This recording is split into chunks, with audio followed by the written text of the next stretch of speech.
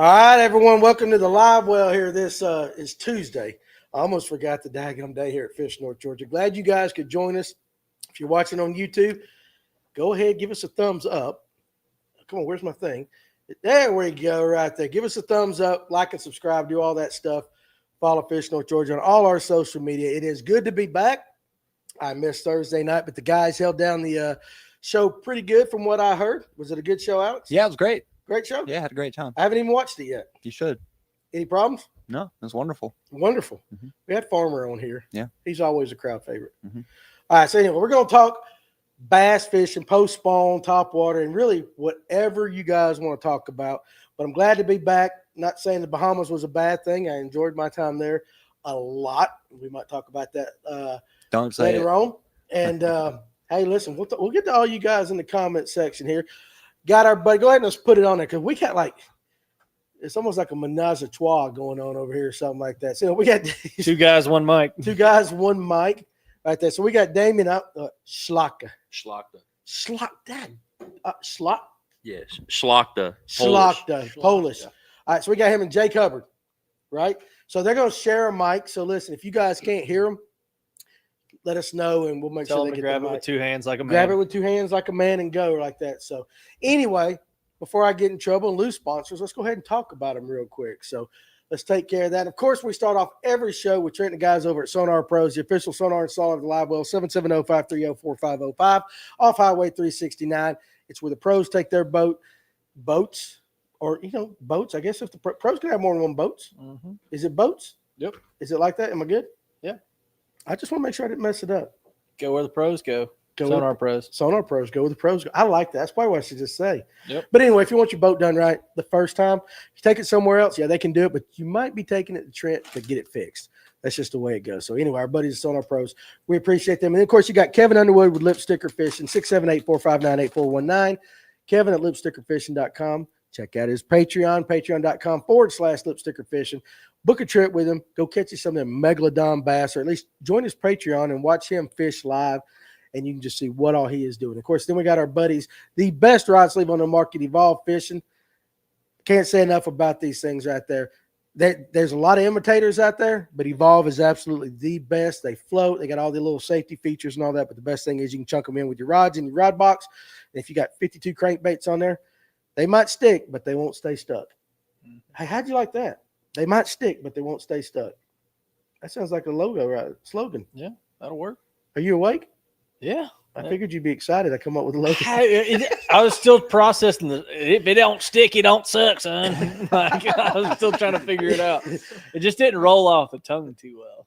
I need to roll it off better. No, yeah. Okay, there we go. All right. Roll your R's. You're just in the Burrito. Bahamas or something. I was. I don't know. Did they roll their R's in the Bahamas? Probably. They roll a lot of stuff. You probably were. Listen, they roll a lot of stuff. Anyway, of course, now guys, listen, with all the expensive lures we got, you want the best plug knocker on the market, and that is the Money Saver Lure Retriever made by Richard Key of the MPFL. We got them here at the store. Had a couple of guys come in today and buy some of those. I'm telling you, this thing is designed like a World War II Japanese torpedo. It will absolutely knock your plug loose. You need to get them. You can get them online at FNGO. And, of course, if you're on Lake Allatoona, and you want to fish with the legend, Bill Payne's Guide Service, 706-280-2305. He does seasonal smallmouth trips. Of course, he does Lake Allatoona, and he can also do electronic trips as well. So, guys, probably forgot more today than I've known my entire life. He is one of the nicest human beings you will ever have the pleasure of fishing with. Book a trip with him today, 706-280-2305. We appreciate him. And then the young gun on Lake Lanier, my buddy, Brooks Anderson Fishing. You can check him out at brooksandersonfishing.com. Go follow him on YouTube. Same thing, Brooks Anderson Fishing.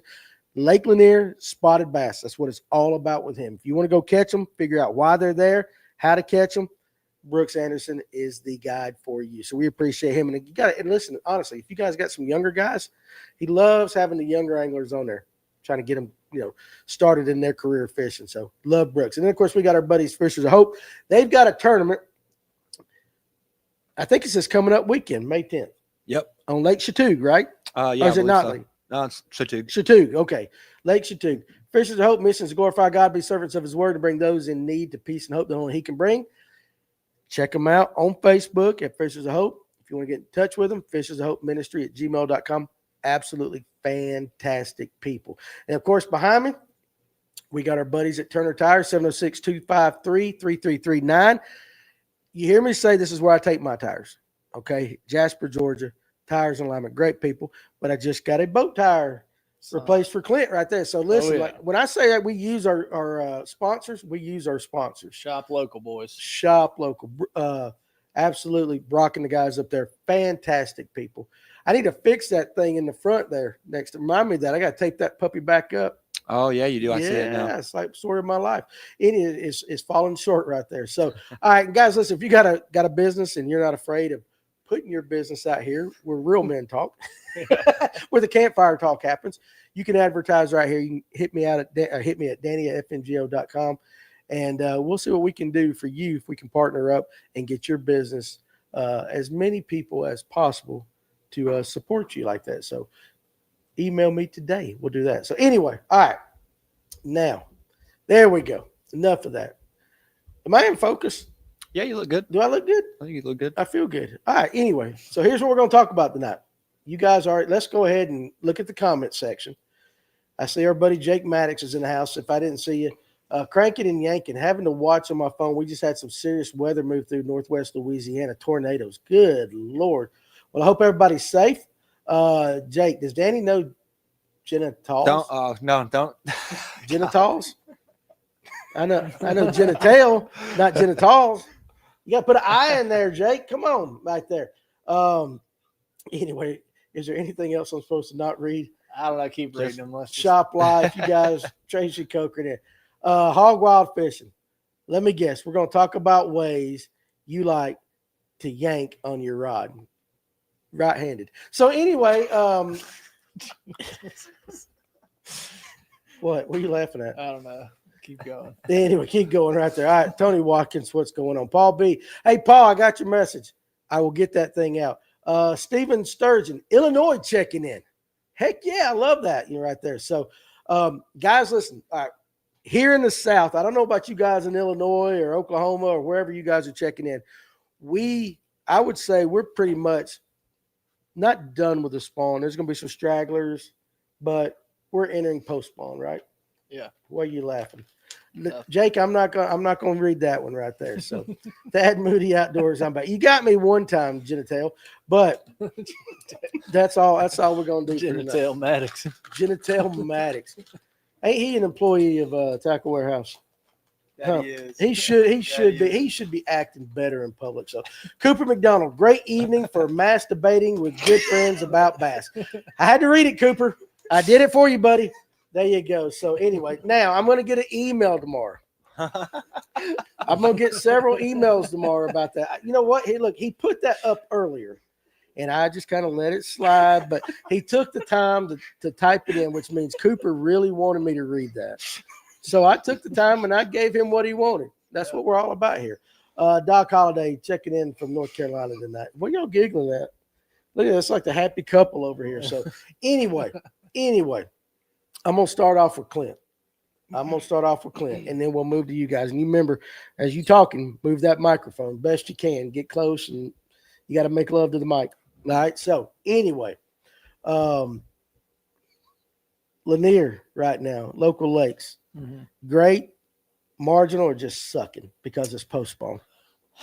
Honestly, I'd say we're just in a little bit of a suck period. I mean, always once you have, like we had a pretty good spawn, had a couple good waves of a spawn, and right now I feel like we're just kind of in that suck period. And so what happens, those fish, you have some going offshore, you have some staying up shallow, you have some kind of somewhere in between. They're kind of funky, they don't want to eat, they got bloody tails, they're skinny, they're just kind of tired, and they're just hanging in there like a hair in a biscuit best they can. So when you are dealing with that, it can be tough. Like you can have them come up and slap a topwater 27 times and not get it over the first like early pile fish, and then you can have random floaters out to 120 foot of water. Like there's so many different things to do. Like anybody can catch them in April. May, it starts to get a little bit tougher because they're kind of doing a little bit of everything, and it's not any of the fun aggressive bite. It's like they're gonna eat if they have to, and if you piss them off enough, pretty much. So bite around here, like Lanier is tough. I was on Hartwell all week for the Elite last week.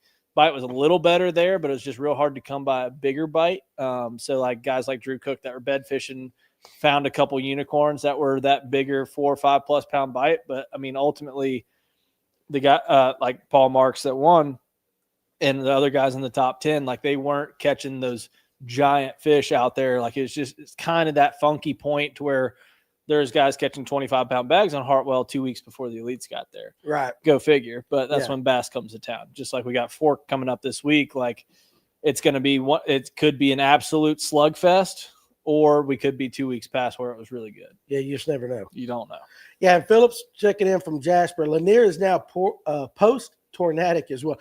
Now, listen, I was sitting on the cruise ship, and he didn't get signal half the time because I sure as hell wasn't paying for their internet package. So whenever I got signal, I checked it out, and I saw that. Is they're trying to get me again?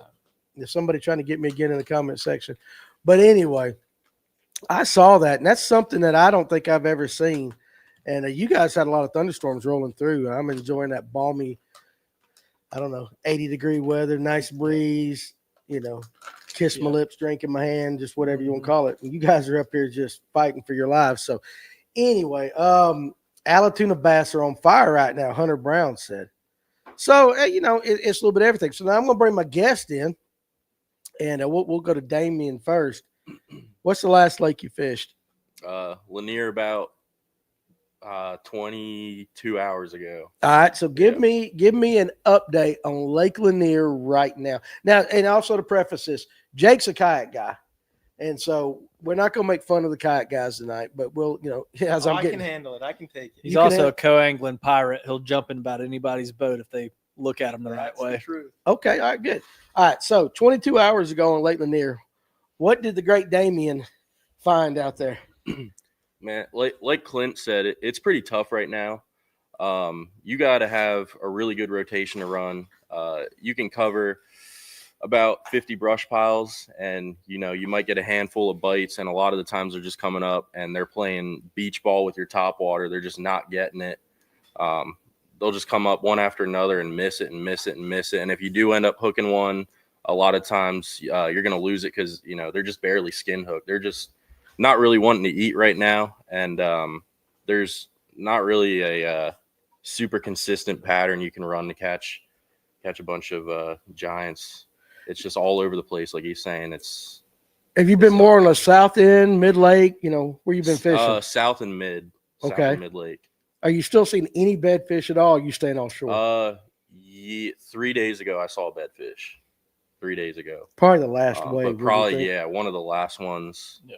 There. I mean, you can have some funky ones that'll stick around and do some weird stuff. Like I know Shane Durance was shooting in some underwater footage, and he had underwater footage of an 8-pounder and a 6-pounder sitting on a bed in first week of June at the dam. Yeah. I mean, they do some weird stuff like that. It was a couple years ago. Ryan and I came up on, it was June, like towards the mid to latter part of June. We came up on a bed that still had active fish bedding. There's always those that don't get the memo. Listen, let's see. Thad Moody says, kayak guys catch the same amount of fish for 1/10 the cost. Long live the kayak angler. I would say that's probably true, but some of these guys, man, drop a lot of money on them kayaks these days. 30K right there. plastic boats. Huh? They got just as much. I mean, it can get expensive. I was going to say my kayak is a hunk of plastic. A hunk of plastic? It's got a good bit of change in it. He talks loud. You've seen mine. Yeah. I'm going to get in my kayak here in the next couple of weeks. Mhm. I had one given to me, so I'm actually going to try it out. So if I drown, I drown. That's just the way it is. Fork should be a slugfest. They should have had their spawn long enough ago that it should be pretty well over now. And that's kind of what we're talking about. It's just like, they go do the deed, and then they're like the rest of us. Got to take a nap, got to go eat something. Fish are the same way, although a little bit different. Attila Lee, thank you for joining us tonight. Damien, can you tell me about the Nico rig on Lake Lanier? All right, so Attila wants to know about the Nico rig. And I got a feeling that Attila is not Attila. Or is it Attila? Is this one of your buddies? It might be. Yeah, you don't know. Could be. Tell me about a Nico. So the Nico rig was probably one of my top producers on Lake Lanier over the past couple months. And it's definitely died down a lot. You'll have a lot of fish that just completely ignore the thing. I don't know, like a month ago, they'd follow it all the way to the bottom, and the second it hit the bottom, they just pick it up. Yeah. And now it's almost like it doesn't exist. They'll just swim by it. They're just so lethargic right now. Don't care. So that's just something that I haven't really thrown around a lot. It can still catch big fish, but Right. it's not as consistent. I got you. I got you. So our buddy Trent's in the house. Hey, guy, 40-year-old in the mountains right there. So anyway, I can definitely tell Attila is not Attila. He's not fat. He's not fat. Now swing that mic over to Jake. I'm going to ask him a question too. From the kayak perspective, skinny guy, have you been on the water recently? I have. All right. What lake? Lanier. All right. I live did on you the lake. You live on the lake. What are you seeing? I mean, it's a lot different fishing out of a kayak because I don't, like Damien said, I think right this time of year, a lot of it is rotation. Yeah. Kind of what rotation you've got going. And you can't rotate I much can't on a rotate. kayak. Yeah. But 3 spots that I've got in my little creek. So I mean, for me, just fishing the bank seems to be the go-to. I mean, there's definitely some fish still up shallow. I don't know. Oh, for sure. Yeah. There's definitely still some spawning, I would say, as well, but those aren't the ones that we're catching up shallow. All right. What about the herring spawn? Either one of you guys? South side, it's on fire. Herring spawn's on But fire, The herring spawn is, the bass aren't. which is kind of unusual, right? I mean, normally you get a herring spawn, you got aggressive bass right there around it, especially the spots. It's been such a flaky herring It's spawn. been weird. It's been very Definitely not as bad as last year, though, at all. Big D and Lord Farquhar. That's definitely one of your buddies because I think, I definitely, Hillary, will you marry me so I can stay in the U.S. right there? We got the characters in the house tonight. She's only got one L in her name. Her dad took the other. Whoa, wait a second. Put that on him, please. Put that on there. On Clint. All right, Clint. You want to put that evil on me? You don't Ricky want to Bobby? put that? You want me to say it? That was funny. Hunter Brown. Oh, Trent's got to wait 8 more days to change his name back. That's what you get. That's what you get there. North side of Allatoona near Stamp Creek is holding largemouth shallow. Hunter Brown, that's probably right, except every time I go fish Stamp Creek, they just ain't there. Now, it might be operator error for sure, but every time we had that tournament, our spring tournament, I'm thinking, I'm going to go bust some big largemouth, and I know they're there. I just never have any success with that too. So, Far Dog. Okay, well, how about long hair KVD? And if you see a comment I ain't supposed to read, let me know, if there's any. It ain't that bad. Okay, stealth rods. I would not. Stealth stick rod. I would not. Okay. Randy McCavey, you're a great guy, but you do not make a good fishing rod. Oh, Confidently say that. you don't Great like fisherman as well, Randy, but not a good rod. you don't like stealth rods. Not a fan of them. Okay, get that mic closer. We're gonna find out why Not you a don't fan think. of them. Yeah. I just had a bad experience with one. The first time I got one, it's a fairly expensive rod for what it is. It was all right for a few months, and then it just slowly deteriorated. It's just not a great rod. I got a question of the night. You do got a question of the night? Kevin will be proud. Okay, good. You got it. All right, good. So we ain't got to worry about it. Yeah, guys, sometimes we get on this show and about a minute before the show, I'm like, Oh, we don't have a question. we don't have a question of the night. Kevin's not here. And for those of you that want to know, Father Time had his first surgery the other day. It went well. He's got another surgery scheduled in a few days. But he's laughing at a comment, not Father Time right there. But Kevin, if you're watching that, dude, we love you. We know you're going to kick its butt and you'll be fine. Fishing with Gup. I lost a 5 at the mouth of Stamp on tuna 2 days ago. Listen, I know they're there. What's his name? Ray. He caught that 12-pounder out of Stamp last year. Was it 12 or was it 10? February. It was February. And he told me I had a tournament like a week later. He said, I let it go right here. Here's where you need to go. Here's what I caught it on. No, that didn't work. What are you laughing at? Huh? Why are you laughing? You. Well, when the guy tells you where a fish is, Well, no, and I'm laughing like you're not going to go catch it, but I have caught the same fish twice off the same dock, 3 days apart from it. have you? Yeah. Well, it didn't help me. Let's see. Hey, listen, ain't nothing wrong with Waffle House and people that eat Waffle House. So the reason I got black on tonight is to make me look a little thinner, because I promise you I gained 10 pounds on that cruise. I promise you. I haven't, man, I'm telling you what, my diet, I got a stomach like a goat, but I am definitely paying for my actions over the last couple of days. Hog wild fishing. Where else are you going to get half good food? That's right. And watch a drunk guy fight a crackhead at 3 a.m. while you're getting ready to hit the water. Hey, we love our Waffle Houses. We do. And listen, it is what it is right there. Southern hibachi be hitting at about 3 a.m. Southern hibachi. Oh, yeah. I didn't think about that, but it is, ain't it? Yeah, they cook it in front of you. Yeah. So Dale, and I hope I say it, Locke. Am I saying that right?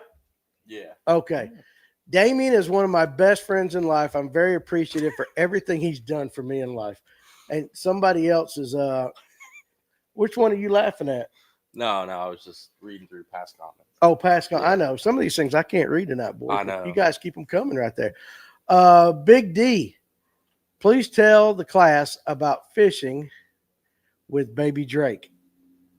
I don't know. I don't know what Baby Drake is. Who's Baby Drake there? Fishing Chicken Man. Fishing Chicken Man. You've been sucking on some Bahamas. Let me tell you something about the Bahamas. Let me tell you something. First of all, the cruise was fantastic. But I didn't realize that and I told Clint this, that the brothers and sisters, and you know what I'm talking about, they really absolutely love cruising. I had an absolutely fantastic time. It was multi-ethnicity and all that stuff. It was great. They partied like crazy. What are you laughing at? All I'm going to say is, listen, huh? All I'm going to say, no, they were great. All these daggum TikToks you see about it, nah, that stuff, it don't happen. But listen, I'm going to say this. The sisters, man, they put that stuff out there. I mean, I wore my sunglasses the whole time. We're inside the cruise ship and it's in a dark lounge or something. I got my glasses on. I'm not getting caught like that. What are you laughing at there? Why are you laughing? Huh? I had a fantastic time with them. So you did. Yeah. Yeah. You ever been there? To the Bahamas? No, I've been to Antigua, the Caribbean. Well, listen, I'm just going to tell you. Listen, the brothers and sisters know how to party, man. Oh, yeah. They get into it. I can't say brothers and sisters. It's not ideal, but whatever. Okay, my brothers and sisters of a different color like to party. Is that better? No, not at all. All right, let's talk about Hold on a fishing. second. What am I supposed to say? Oh, my God. Jesus Christ. Oh, That is unhinged. that is ridiculous. Who are we talking about in the comment section? No, don't worry about it. Huh? All right, let's go ahead. What's everyone's opinion on Lake Notley? Let's talk about that. And I'll go back. I'll go back and read the comment sections and keep up. Are you screenshotting something? Guys, listen. I don't know what's going on in the comment section, Oh, but we're having God. Which one are we laughing at? All of them. All of them? All of them. Who's Robin? Let's just go to. Oh, Yeah, Lord. Let's not. Uh, Let's go to Doug. All right. No, let's talk. guys, Notley. I'm totally lost, but Oh, hey, my whatever. God. Bring it on right there. Danny went to the rooms with the pineapples on them multiple times. No, I did not. I am a one-woman man, dude, like that. I am a one-woman man, Jeez. far dog. But Pineapple cruise. listen, though, they did have like an LGBTQ lounge one night. What? Yeah, there was like a mixer. They had a lounge? Well, no, it was like they had a mixer at one of the lounges. I would have gone. Oh my God. See if there's any fishermen in there. Huh? What are you laughing at? Fisher people. Jesus. Huh? Fisher people? Or They, them? Or fisher them. Fisher them? Yeah. Hey, listen, they can Fisher fish too. thems. They had those kind of, you had mixers for like, 20 and under. Well, not really 20 and under, 40 and under or whatever. It was a good time. Somebody said Carnival Cruises was like the Spirit Airlines of the cruise industry. And I'm like, I disagree. I had an absolute fantastic time there. You guys, hey, listen, tell me the ones I'm not supposed to read. Okay. So, let's see. Anyway, Go to Coleman Jones. would have been, we never answered the thing about Notley. Yeah, let's talk Notley for Let's Yeah, talk so- Notley. I've only been to Notley one time, and it was like oh man, like 18 or 20 foot low, and it was a struggle, like She can big get brutal. time. And I talked to some locals when I got off the water, and apparently when they do drop the water like that, it can get tough. So I can't tell you much about Notley other than don't go in. Oh man, I think I went in like September, October. While the water was While dropping. the water was dropping, yeah. I know I went with Farmer in the spring. Pax Reese, dude, hey, watch that one. You got to say brothers and sisters. So anyway, we went and I guess it was in the springtime. The bass were under the docks. Did all y'all's friends decide to come on here tonight? Huh? I have no Somebody's idea who they are. Anyway, oh Hillary, I'd like to know. You know what would stop this though? If YouTube and TikTok and all that would make you put your real name. Now, Well, if it was TikTok, I could kick them out. you can kick them out of this. I can. Did you know we can ban people on this? But don't. It's You want pretty me to funny. drop the It's hammer? too, it's too entertaining. Yeah, it's pretty funny going on like that. You ain't got to ban nobody. It is a live show. And you know, hey, what happens here at the studio? Dale, like, y'all need to take this seriously. Well, Dale, yeah, we probably do. We probably do. But which part? Which part do you want us to take seriously? Like, if you talk about Notley, Notley's one of them lakes that's hit or miss. I mean, you can go out there and you can have a lot of fun in the springtime, get some big largemouth bass. But oh, he's talking about everybody else. Dale, it's okay, dude. Listen, it's fun. We have fun with people in the comment section and all that. Let them do what they're gonna do, and it's all in good fun. So don't worry about it. But I appreciate it, you know. But hey, listen, it's kind of the way we do things here during the day and all that. But you can get some big largemouth on Notley, and then you also spotted bass on Notley. It's a herring lake, right? Yep. It's a herring lake. So, Ton of striper. but I will say when it's tough, that lake it's severely tough. Yeah. Now I had There's O'Neill. some dang giants in there though. Yeah, I that's mean, what I'm I saying. caught fish. Yeah. They weren't big, but it was tough to get bites. Yeah. For sure.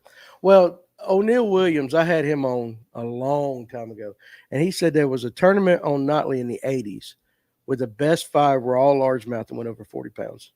I believe it. Notley used to have them like back. There, it's still They're good still for like there. one or 2 over 10 every spring. Correct. Yeah. But, It used to but be a so is factor. Alatuna, and Alatuna is Alatuna. So. Alatuna puts out more big largemouth as far as on social media than any other lake in North Georgia Yeah, in the spring. Yeah. In the spring. Tony Watkins says Notley is great when it's good. When it's bad, it's beyond bad. That's what I'm saying. I mean, it can be a really tough lake. Guys like Farmer kind of enjoy it. And the wind can blow like crazy out there too. It gets bad. Bad Yes. windy. Yeah. The only time I've ever been on Lake Notley, it was like 20 and 30 mile an hour winds in the kayak, and it was brutal. That's tough on a kayak. Yeah, guy, I only caught one That's fish tough all on a day. boat guy. I can't imagine being an old It was, skipper. it was terrifying. But is it like Latham over here? Because it can be dead calm wind in the entire state of Georgia, and there's going to be a 15-mile-an-hour breeze on Latham. I don't know. It every was single windy. time. It was just windy all day long. And it blows like 20 different directions all day long. So everyone is a hero in the spring. Yeah, that's true. That's true. And that's what makes it kind of tough on Notley. You really got to get out there. The guys that are in the know can do it. So I'm not one of those. Farmer can catch them pretty good up there. Coleman Jones met Marshall Robinson at the ramp and talked to him Saturday. Super cool dude. Hey, absolutely right there. So pretty cool right there. Tony Watkins says, I've lived on it my entire life. The Dead Sea is in my backyard. But Tony, okay, well, let me ask you this. So, and you guys can answer in the comment section as well. But right now, you know, post-spawn, a little bit of topwater going, but the topwater bite really ain't kicked on these northern lakes like everybody thinks. What is the best technique right now? Right now, and I'll get to your question, Guy, in a second. Right now, for these post-spawn fish, you can answer, Jake can answer, and then I'll let these guys answer. What's your go-to right now? Zoom super fluke. That is my go-to. That's what I'm throwing. I'd say a good 90% of time, whether the wind's blown or it's not. You know, if it's blowing too much, then I'm going to pick up something like a skimmer or like a cast OG. But other than that, I'm really only throwing topwater and flukes right now. I don't know anything else. What are you targeting? Brush. So the fish have moved out to the brush already. There's a lot of fish that are on brush. But with that post spawn funk going on, you can hit a ton of piles and they won't even react. That's why you sort of have to have a ton of piles in your pocket and just cycle them throughout the day. Ones that there's a lot of fish on, because not every pile has fish on it yet. There's some that won't really get any on it until June. Right. So yeah. I got you. All right, give me the kayak perspective there, Jake. I'd say a Nico rig. Still throwing a Nico. Oh yeah, I'll live and die by that Nico rig. I mean, it's just versatile. You can throw it, like Damien said. There's a lot of fish in piles right now, and honestly, I've found that right now they're not coming up to eat a fluke for the most part. Like Damien said, you've got to rotate 10 spots, and 1 or 2 of those they may be acting the right way.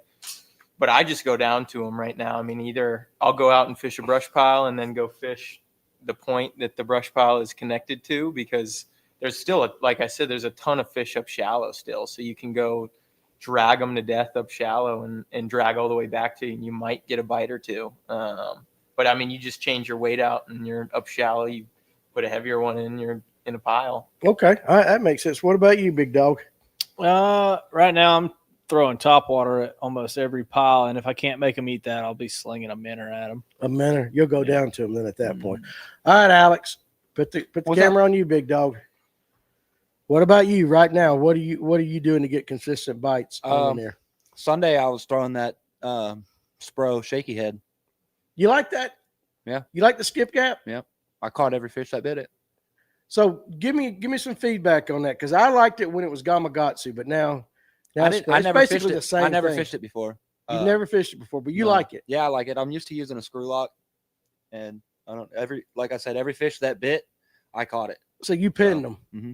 And that's one of the benefits of that right there, is pinning those Yeah, things. nice. That's what they say. Guy B, what's the largest largemouth caught on Lanier in the past 10 years? 10 or 11. Yeah, I it's think gonna it's be- 11. I I would think it's 11 something, isn't it? Yeah, it's in the 10 or 11. What was 11 that pound one range. that Scott Barnes caught in 2016 on a spinnerbait? Barnes caught a big one. It was like 10 and a half or so. Yeah, I would say a safe estimate would be 10, 11 pounds that actually got put on social media. I don't know How'd why you we do got that? balloons right there, but yeah, there we go. 10-pounder balloons. 10-pounder it's- balloons. I'm gonna quit doing whatever I'm doing, I man. think it's the 2 fingers. The 2 fingers? Did you play with some 10-pounder balloons in Bahamas? Nope. No, Yeah, but I I've seen plenty of them. Listen, They're gonna get canceled. we're gonna get canceled, but it's all right. I own the show. No. Yeah, but listen though, the worst experience I had in the entire trip, Amanda booked an excursion. So we go to this private beach, right? Yeah. And we're on this private beach, and she's sitting down right beside me, and she's reading a book. Okay, What are you doing? sitting. Okay. All right. Let's just say a group, and I can't say what, Yeah. a group of people. And this woman came up. Dude, you could have showed a double feature on her ass. It was that big. And she had a thong on. And where do they park? Right in front of me. So I'm like, got my glasses on. I'm laying back trying to be cool. And even my wife was like, that thing was the biggest thing I have ever seen, and did not need to have a thong. Not a thong, one of them, what is it called with the string? Floss. Hell, something that big should have had the rope off the damn cruise ship right there to hold it up. But I'm serious. It was like the. But looked like she was getting ready to pull a Jeep out of a ditch. Yeah, like seriously. But here's the thing: is like she been over. Huh? She said she's watching. Amanda, you know the woman I'm talking about. My wife is watching. You know the woman. She bent over to put on her socks or whatever the hell it was she had on. Socks at the beach. I guess so. It was like you didn't even see that thing. It was like gone. There was 2 acres that she had to move.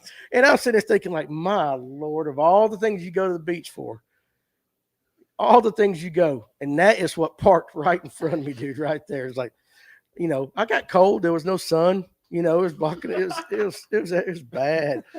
Darian Moss, more cushion for the pushing. Dude, there is a limit, though, at that point. Let's see. What color fluke are you throwing right now? So Yeah, I told I'm my mainly wife to watch. throwing That's what she did. either a white fluke or chartreuse, straight chartreuse. I've been leaning towards more of a chartreuse fluke right now. How you rig it? I'm just rigging it with like either an EWG, like a 4-aught Gamakatsu EWG, or a 4-aught owner cover shot hook, and just threading it on there. So I leave that hook point exposed a little bit. Do you ever mess with like nose hooking it? Nah. Or what about the guys that run the line through and put the treble hook on it? I've never done like a line through.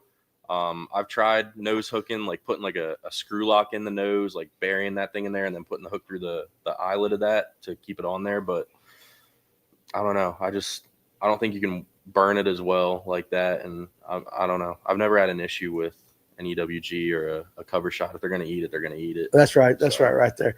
Let's see. Adam W. Fishing said a swim bait's been consistent with me. Far Dog. Fork is fixing to be, we're talking about the elites again. Forks is fixing to be high, and the frog bite and flipping the slop will be a player for the first 2 days at least. Hey, absolutely. It could be. Doug Rice, appreciate you joining us tonight. Boys, don't overlook the Carolina rig. Steady putting fish in the boat. Does anybody here still throw a Carolina rig? You guys even mess with it? I haven't thrown it down here yet, but when I lived up north, smallmouth fishing, the Carolina rig's huge player up there. The deal. It's the deal. Open up like fish St. on Lawrence St. River, Lawrence, Lake yeah. Champlain. Okay, I got that. So then there's my wife's warning not to give too many of the of our secrets there tonight. Hunter Brown, aluminum versus fiberglass. I don't know. Or plastic. I'm more of a fiberglass guy. Just because I like going out on like, the Great Lakes every year. I'll still take a trip up, even though I don't live up there anymore. But there are some really, really good aluminum holes made now. And that's, I don't know if he's talking about just like trackers or if he's talking about like the Express. The Expresses are nice, they're legit. dude. They're legit. Yeah, my cousin just got one. Said he loves it. Yeah. And then you got like the aluminum Vexus boats and all that. Super nice. They're the really aluminum nice. Vexus boats are crazy nice. Okay, you got a fiberglass. Mm-hmm. Would you? No. Does it ever come into time when you're like, man, I wish I would have got an aluminum? Never. You like your fiberglass? Yeah, I've just only ran into like I wish my boat was 21 foot instead of 20. And Does that's that when I'm in the does big, that 1 foot make a difference? Yes. Yeah. Yes. Yeah. It On a does. lake like Lanier, it does. Oh yeah. So listen, the kayak guy goes on a lake like Lanier. It does. The kayak guy is expounding on the fiberglass. Hey, I'm trying to sell my kayak right now. I will add that I just bought a Bass Cat, 2025 Bass Cat. It's on the way. Damn. So if anybody needs a 2023 autopilot rigged by the dugout tackle, holler at me because I'm trying to get rid of it really bad. So you're graduating from the I'm kayak graduating. world to the bass boat world. I am. Why a Bass Cat? So Because Bass Cat is the best boat made out best there, and fit I you'll want ever get in a boat. and I want their sponsorship. No, it's best what? Best fit and finish you'll ever get in a boat. All right, Alex, put the camera on you, son. As a kayak guy, does it tear your heart up when you hear a kayak guy going, I'm graduating to a bass boat? No. Would you graduate to a bass boat? I would still keep the kayak. Yeah, because there's some I wouldn't places get you rid can of get it. to that we can't. I wouldn't get rid of it. Yeah. Okay, okay, that makes sense. Yeah, Tony Watkins. In the words of Kay, just because you can don't mean you should, which happens about every one of these shows. Steve Sturgeon, when does hot pink come into play? I feel like that bite's already come and gone. Yeah. Wintertime. Bubblegum kind of color too. That's early Methyl late. spring. It's like late January to April, I would say. Yeah. I put it on a jig. I put it on a jig in winter. I tie my own jigs. I put 2 strands of hot pink in a jig in the wintertime. You like that little It's my accent favorite color? jig. Two strands and a Two whole stra- bubble guppy Okay. freaking jig is two different things. It's still Well- hot pink. You asked about hot pink. It's still hot pink. Yeah, I get that. He's not going to hit it unless it's got those 2 strands of that hot pink right there. So, now how about this though?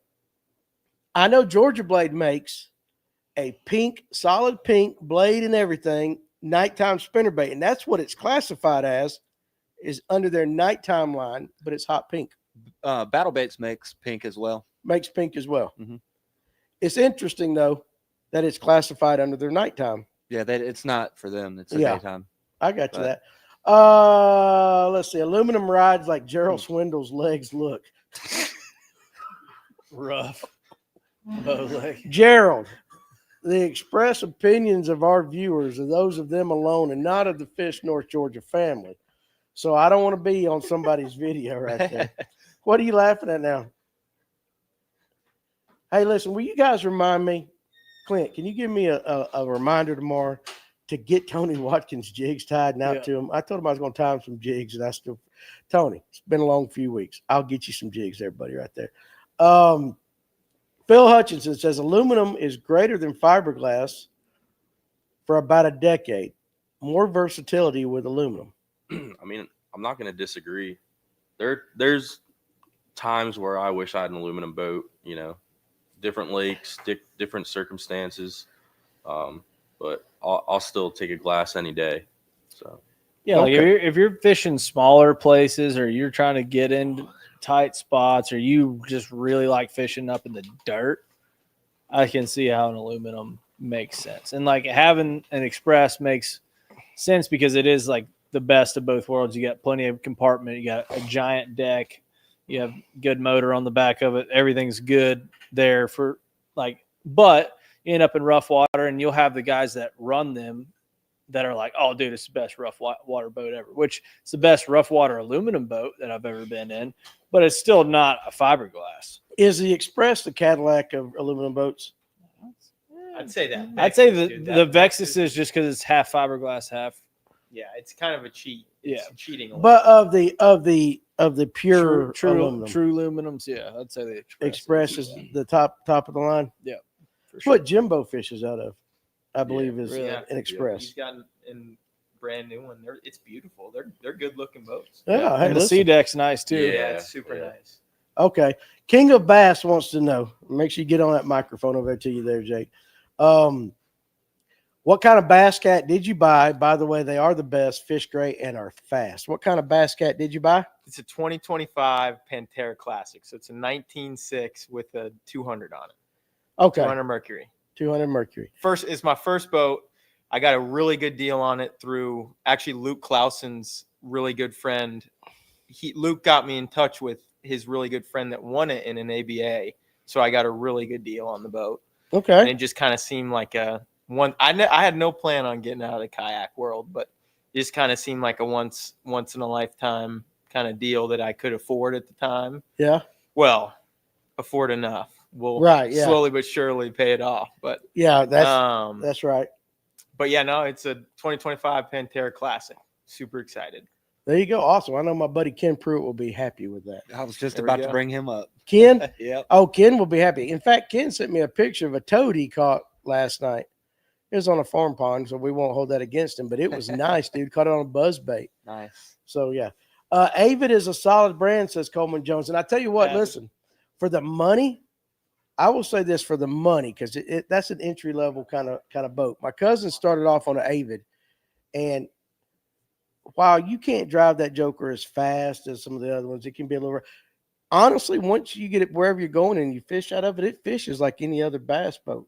And so it was great, but he did upgrade from that. He fished out of that for a couple of years, upgraded to the Express. So, Philip Hutchinson, have y'all been in a rock-proof River Road or Raptor boat?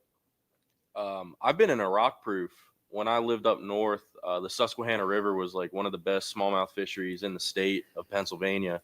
And, it's super, super shallow, so a lot of guys would run those rock-proof boats, and they're built very, very well. Okay. I say that. I have not been any of them. Like the best cast net for bedfish on Burton, the one you can throw. Have you ever thrown a cast net? I've never thrown one. Anybody here besides me? Nope.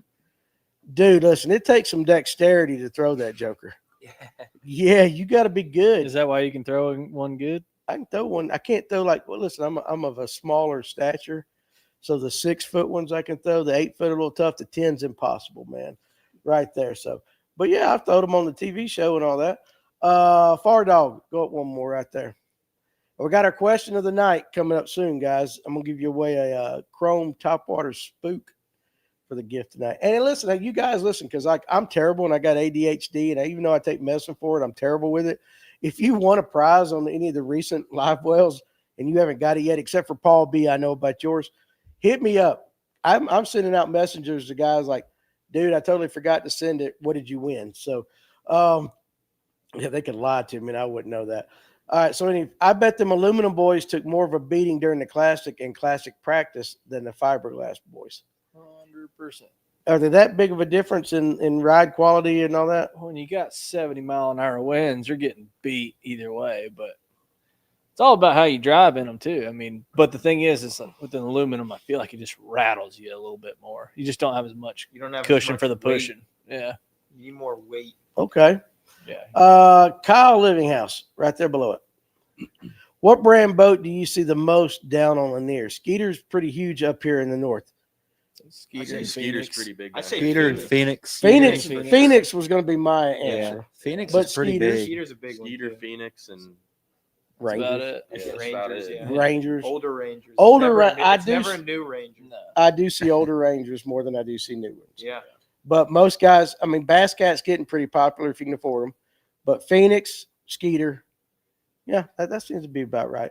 Fishing with Gup, I throw a 14-foot one. Sir, I take my hat off to you. I'll show you look at my head. You can see that sunburn I got down in the Bahamas. Is that not rough looking? Look at that. I'm peeling. Like I've been spreading DNA all over the place. I'm sure you did on that beat. Huh? I didn't know, sir. No, sir, right there. Damien, Dale wants to know how much money would it take for you to move back north? I'd never move back north. Why is that? Well, I'm not a fan of winter anymore. Yeah. Hate it with a passion. Yeah. Man, fishing year round here is it's the way to go. I do miss smallmouth sometimes, but the spots make up for it big time. For sure. And that's the thing is like some of the biggest bags down south, like on Lanier, they come in the winter. Oh yeah. I mean, that's what really, if a guy comes in here, other than the spawn, take the spawn out of him, he goes, what's the best time to catch my biggest PB? I'm going to tell him December, January, February. Mhm.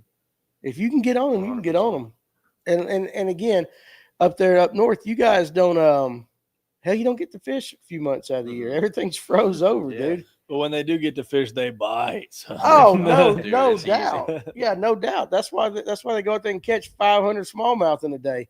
They haven't eaten in 4 months. Hell, Yeah, I they act like they got 2 months to live. So. Yeah. right there. Let's see. Tony Watkins better be good at ballet to throw a cast net. It takes some dexterity. It does. Throw a 10-footer for spot tail on Lanier. That's perfect. Somebody said they were busting it. Go up a little bit. Go on up a little bit. Keep on going right there. David Weaver, pull up his comment. We tore them up Saturday on a rooster tail and an Eimer skimmer.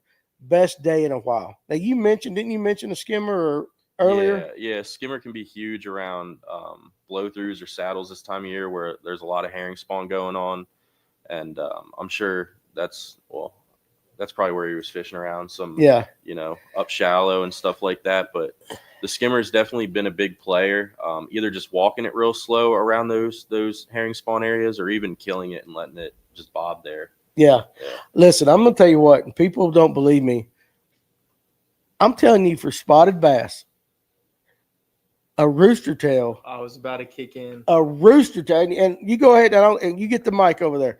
A rooster tail will put fish in the boat if you can get it out there.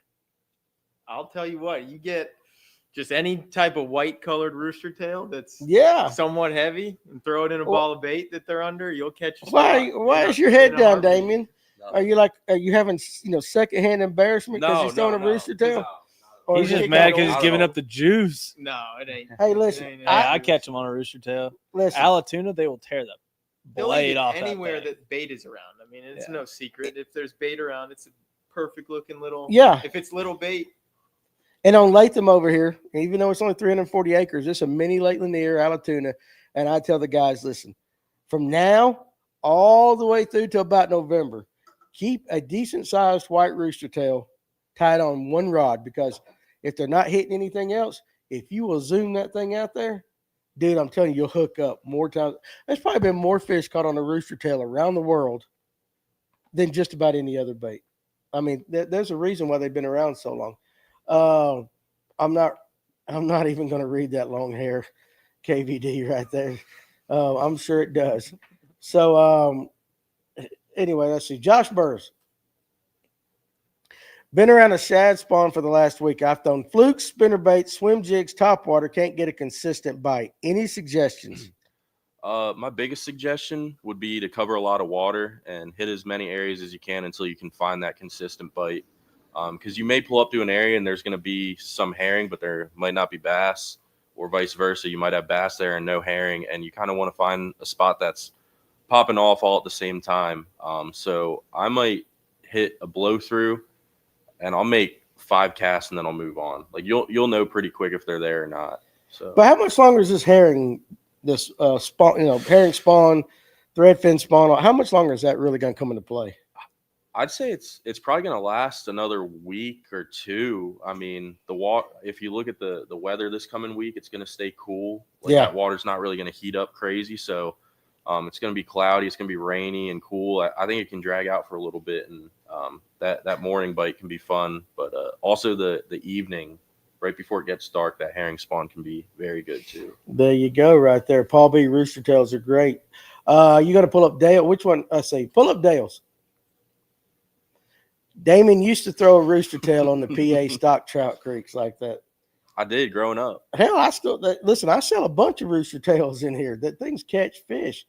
David, we ain't got to pull these up. There's only one rooster tail on the near white with the silver 3/8 ounce. 100%. I get it. Somebody going up. I missed a comment. Keep on going up. Keep on going. Somebody pull up. Wait, what?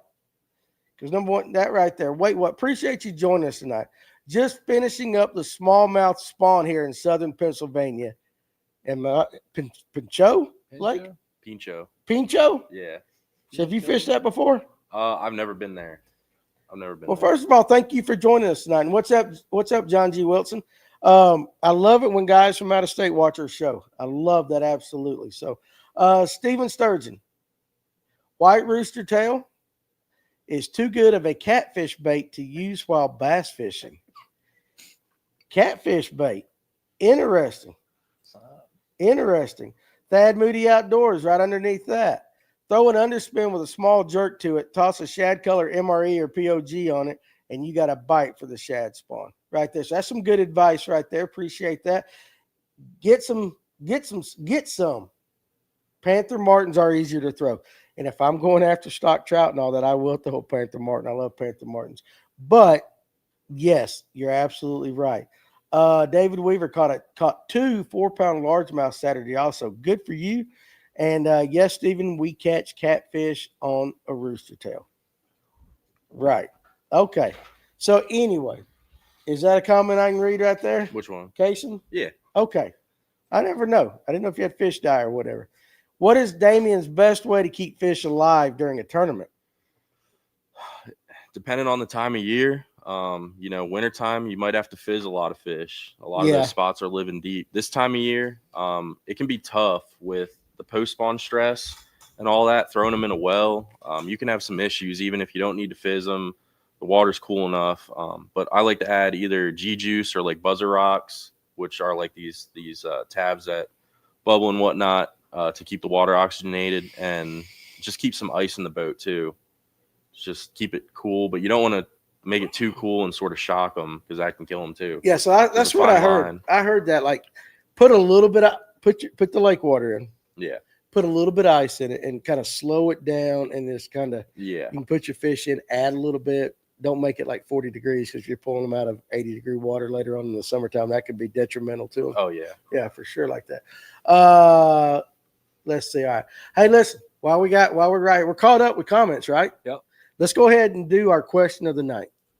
Let's go ahead and do that. Pull up our buddies with Serve IT. Guys, if your company, big or small, is looking for a complete all-inclusive IT service company to service your needs, of course, Serve IT is the company for you, located here in Kennesaw, Georgia. Big or small, they handle it all. And the great thing about this company is their processes. I talk about it all the time. And the fact that it is a customer service-oriented company. So whether you have problems or you just want your stuff took care of from the get-go, Serve IT is the country. I almost had it, company for you. And again, if you're looking for a job in the IT field, you might want to make a change, go to serveit.com, check out their career section, and tell them you heard about it on Fish North Georgia, and you might get a call with it right there. So here's what I'm giving away tonight. Now, I said chrome, but it's actually chrome and blue. I'm going to send a chrome and blue spook because it is getting ready to be topwater season. And spooks are cheaper than a lot of other things right there. So we're going to send you a spook now. Do you guys change out? Do you still throw a spook? Any of you guys throw a spook like the original? You do? That Jake? color. That color right here? You got to change the hooks. That's about was my question. You changing the hooks? Okay. Hey, listen. Well, I mean, they're sturdy. They're not going to bend. They're sturdy. So Alex has the question of the night. Now, we do not know what it is. No, you don't. We don't know what it is. So how many answers? Technically 8, but it's just here. Huh? All All right. Just read. Now it. listen. All right. One more thing though before he does. If any of you guys are watching the Braves game, throw the score of the game up while he's doing this. All right. First person with the correct answer or answers to Alex's question wins tonight. So go ahead, Alex. What 4 states have the largest state records, and what are they? Gosh, sheesh. What 4 states have the largest largemouth state records? Okay, and what are largemouth they? state records. Yep. 4 states. So you need the states Yep. and you need the weight. Yep. California, Alabama. Well, yeah, California is a obvious answer on that. You guys go with that. So we need the 4 states with the largest largemouth state records, and Yeah. what are they? I don't think it's out. I think it's here. Just Georgia because of Yeah. that 22. Yeah. Well, so Grant Osaski said that, but listen, you got to have 4 of them. Yeah, there's 4. And not only do you put the states, you got to put the weights of the fish. Yeah. So we need 4 states with the corresponding weight. Correct, Alex? Yep. Yeah. That's what we're doing. And the Braves right now are currently 0-0. So there you go. You guys keep me posted on that too.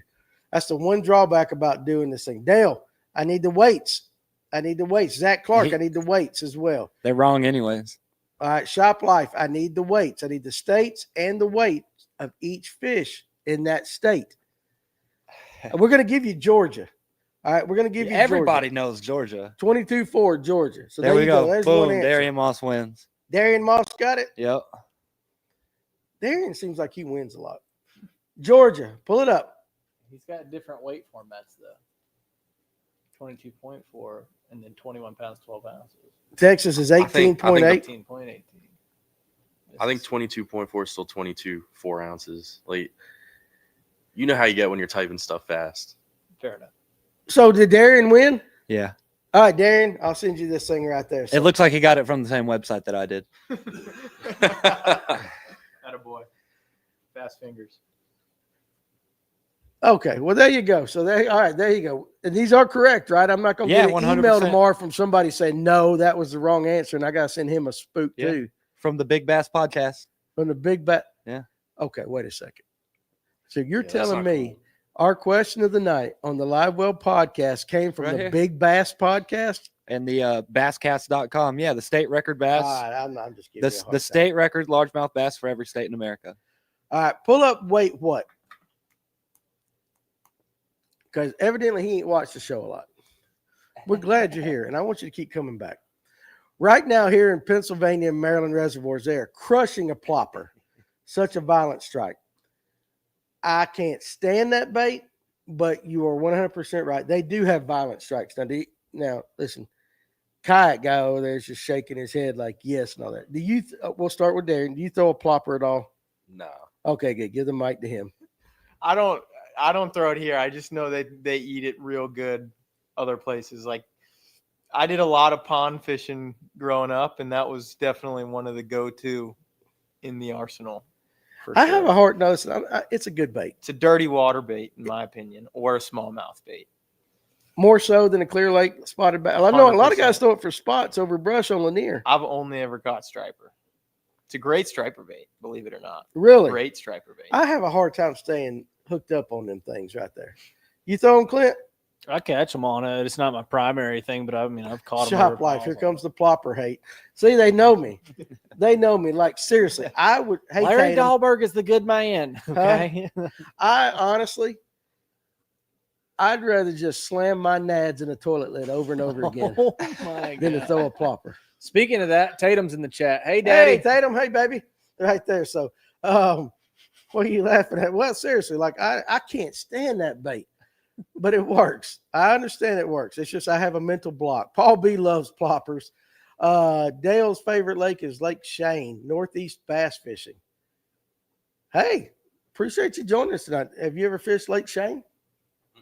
I'm just curious right there. So, Dale Locke, ploppers are a kayak guy's go-to. Now, Alex, you're a kayak guy. I throw the Chapo. Chapo, plopper, same thing. I throw the Chapo on There you Lanier. go. Berkeley just stole it. The old Ploppo. The old Plopper. The old plopper. Okay, what size do you throw? I throw the 70 and the 120.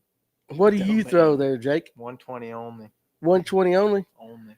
What's the biggest size humanly possible that you can buy in a plopper?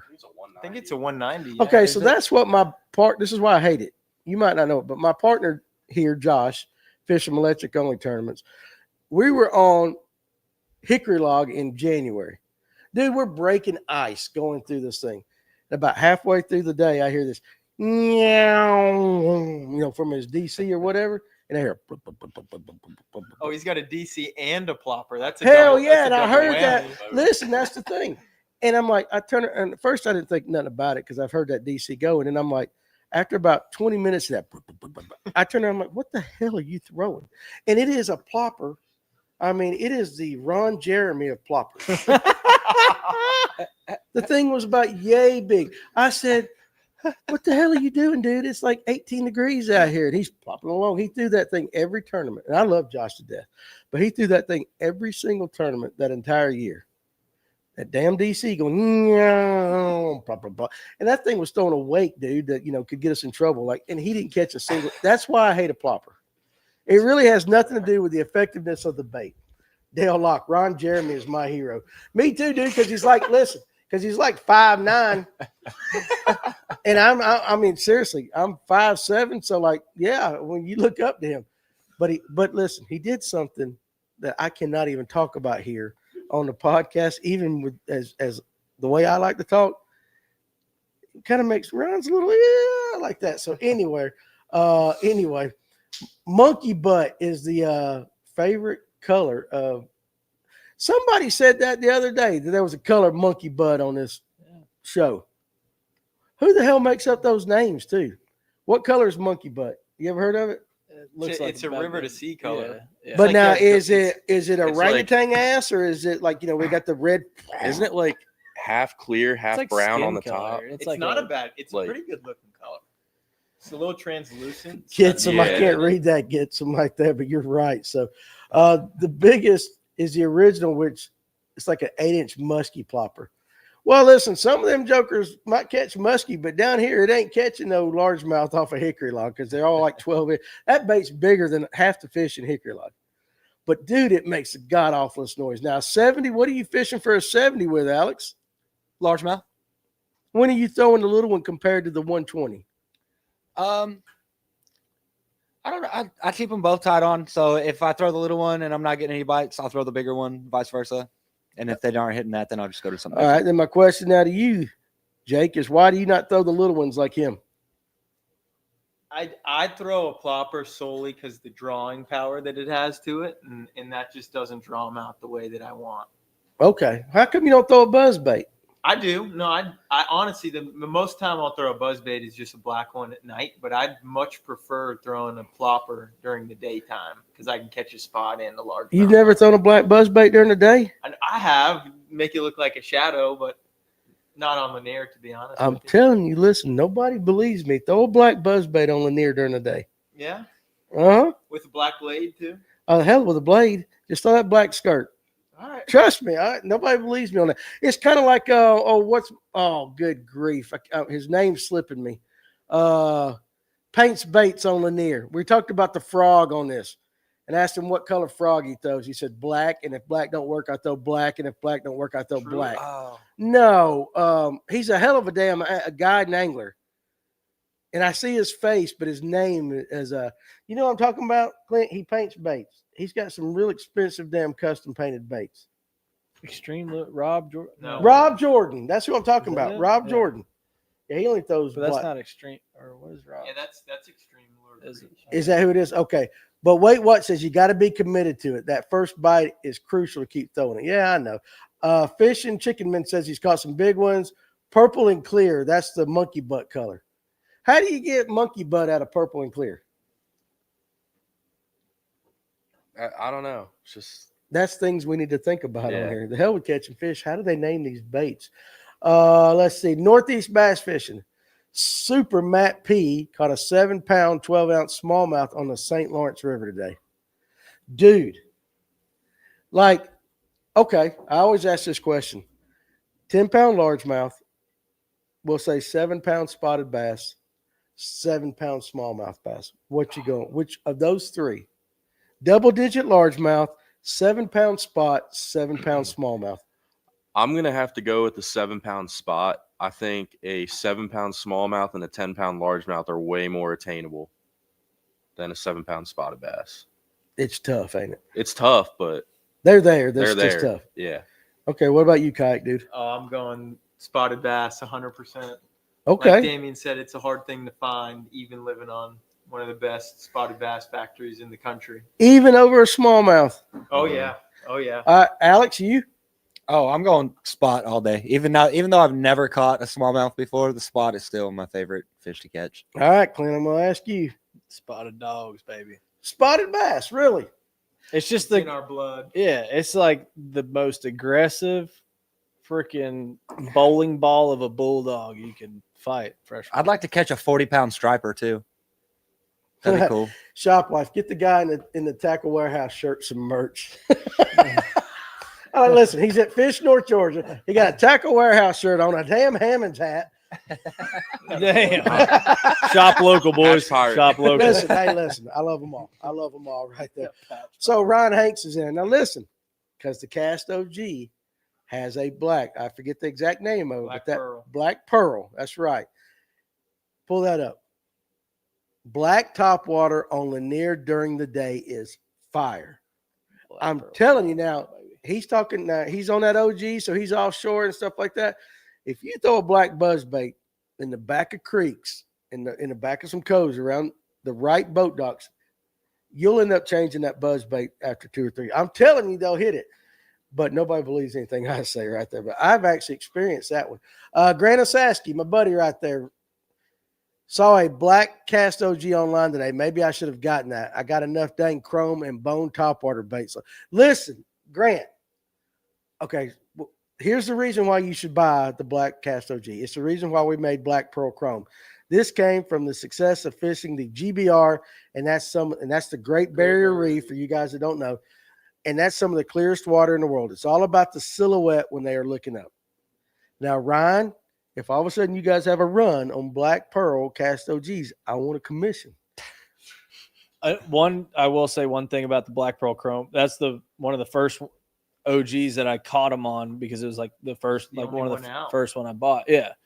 And so the cool thing about the Black Pearl Chrome is so it's like imagine a black topwater bait with chrome stripes down the side. Well, the cool thing is you're thinking about it as a silhouette, right? So any other OG is one bait fish for the most part when you look at it. Mhm. Well, the thing is with those multiple silhouettes and stripes, it can look like a bunch of little thread fin.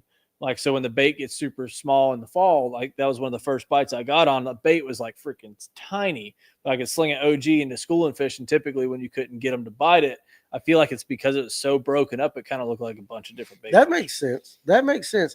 And they hit it better than a straight chrome topwater because straight chrome, they got nothing to dial in as well. But when they have more of that silhouette, there's less refraction in the water. They have something. I feel like they eat it better. I don't know. Listen, there's no doubt it works. There's no doubt it works. Now, somebody up there, I believe it was Dale, asked me when I was coming north to catch smallmouth. There are a few questions up there. Hey, listen, guys, and if we miss your question, type it again because we're going pretty fast on some of them, and I will skip you, and I don't mean to do it. When are you coming north for smallmouth? Well, I should have done it when we were filming in Michigan, but we didn't. We went after the Lakers and salmon and all that stuff. So let's set it up, dude. I'm all about going up there. Don't tempt me with a good time. I will do it 100%. Huh? Go up a little more. Go up a little bit more. Oh, David Weaver. That one right there? Yeah. Okay, so David Weaver. Damien, what is your favorite bait for spotted bass in North Georgia? Now, I want you to give me 2 answers. Right now, which I think you're going to probably say is a fluke, and then year round. Yeah, right now a fluke. Year round, like a worm, Nico rig, or shaky head. What brand worm do you use? Just Yamamoto. Cinco? Yamamoto. Yeah. Yep. Just a Yamamoto Senko, either on a shaky head or a Nico rig. Okay. What about you? Same thing. Same thing. Same thing. Okay. What about you, Clint? I always catch you when you're typing over there. I would say a shaky head for sure. Shaky head? Alex, I know you're going to say a shaky head, ain't you? Yeah. But you know what? Have you guys noticed, and maybe it's just me, that the shaky head bite for me over the last year and a half hasn't been as good. And when I talk about Nico rig, we're talking about straight shaky head. Yeah. Has not been as good over the past year and a half, maybe 2 years as it has been. I could say that about the crankbait too. I'd say that about half the techniques on like linear. Yeah, it just seems like it's a little off for me. Like when we would have our electric only tournament at Baldridge, putting in there at Little Ridge or Little River, whatever the hell it is, right across from Mary Alice. Yeah, Little Ridge. You could always go catch 16 pounds on a shaky head. Just anywhere, hitting the bank, going anywhere. Dude, that bite was non-existent this year. Yeah. You experienced that too? Yeah, it was definitely very, very hard to find. I rarely actually threw a shaky head this spring compared to last spring because I threw it around a lot initially and it wouldn't get bit like it did last year, and just my confidence went out with it, and I ended up throwing they ate a Nico rig a lot better this year. Yeah, it was really weird though. I just kind of was like, dude, last year I would just any clay bank. Oh yeah, any clay bank, everywhere. just a shaky head over and over. You get bit whether it was a tournament winning fish or not. Yeah. But this year it was like, where the hell are the fish? I mean, same with the rock crawler. Like you'd hit almost every bank you could pick up a rock crawler fish. This year, why do you reckon that is? Got any ideas? Global warming, Greta Thunberg, Wonder or if whatever. like just the forage is changing. We're just not thinking about it. I mean, obviously pressure is always a factor, but Yeah. and I think it's definitely gotten worse. over Yeah, the there's a past lot more kayak 2 guys on the years. water causing Yeah. pressure. For It's sure. the kayak guys. We're It's a nuisance. always the kayak guys. You guys are everywhere. You're blocking up boat ramps. We're like I'm gnats. just kidding. I'm just kidding right there. The Sun Dolphin Navy. Huh? The Sun Dolphin Navy. Yeah. I always called them during COVID because everybody went out and bought them kayaks, and a lot of them went and just got those cheap ones at Walmart. The Orange Armada. Because, dude, you be out there fishing, here come 50 of them. And they're not all fishing. And now, listen, I will say this. Kayak anglers pretty much are very polite. They know how to go behind you if you're fishing a point and all that. When it comes to the Orange Armada, dude, them women coming in there with them big old hats like that. How you doing? Well, hell, honey, I was doing good for you. Went between me and the 15 foot from the point right there. But it was COVID. We let them slide. We let them slide a little bit like that. What's the biggest? Oh, Damien likes strippers more than stripers. who doesn't? Yeah, seriously. Like, honestly, is that even a question? That just depends on the quality. It depends on what part of town you're in, right there for sure. What's the biggest spotted bass caught on Lanier in the past 5 or 10 years? Oh, wasn't there like it was a high Har- 7? Harkey wasn't caught it? a 612 in that. I think somebody caught a 7-pounder. Yeah. Somebody caught a 7. It was like 2 years ago, wasn't it? Yeah, I just remember the story of a 7-pounder being caught. Yeah. I don't remember who caught it or what. There's been several But that sixes high caught. 6 was 6, caught recent, wasn't it? That was in that National Patrick Walters Funding League tournament, MPFL. National Patrick Walters Funding League tournament. That's funny as hell. I got a 6 when I first started fishing. On Yeah, I hot know. rod. That's like going hunting for the first time and That's killing a unreal. 13-pointer. Yep. And you're like, you're screwed for the rest of the time because you're not going to replicate I that, had dude. no idea that it was a trophy fish either. You didn't? No, I had no Oh, clue. damn 6-pounder. Hell with it. You had no idea what you had in your hands, did you? No. That's funny as crap. Now, go down, let's see. Pull up Northeast Bass Fishing right there. I have no idea who Kenny Walters is, but he sounds like he can do something. Can put you on 30, 40-pound stripers on the Hackensack River in New Jersey. No money required, just a new pair of Crocs and peppermint vape. Any of you guys vape? Screaming deal. No, I don't vape. You don't vape? Just my quit smoking cigarettes thing. Is it cigarettes or is it something else? No, it's cigarettes. It's cigarettes? Yeah, it's cigarettes. Well, your eyes are a little beady back there. I've been wondering what you're doing. It's cigarettes. Hey, listen, no judgment here. Pull it back here. Hey, listen, I would love to catch a 30 or 40 pound striper. Tony Watkins, and I'm going to order some tomorrow for the shop.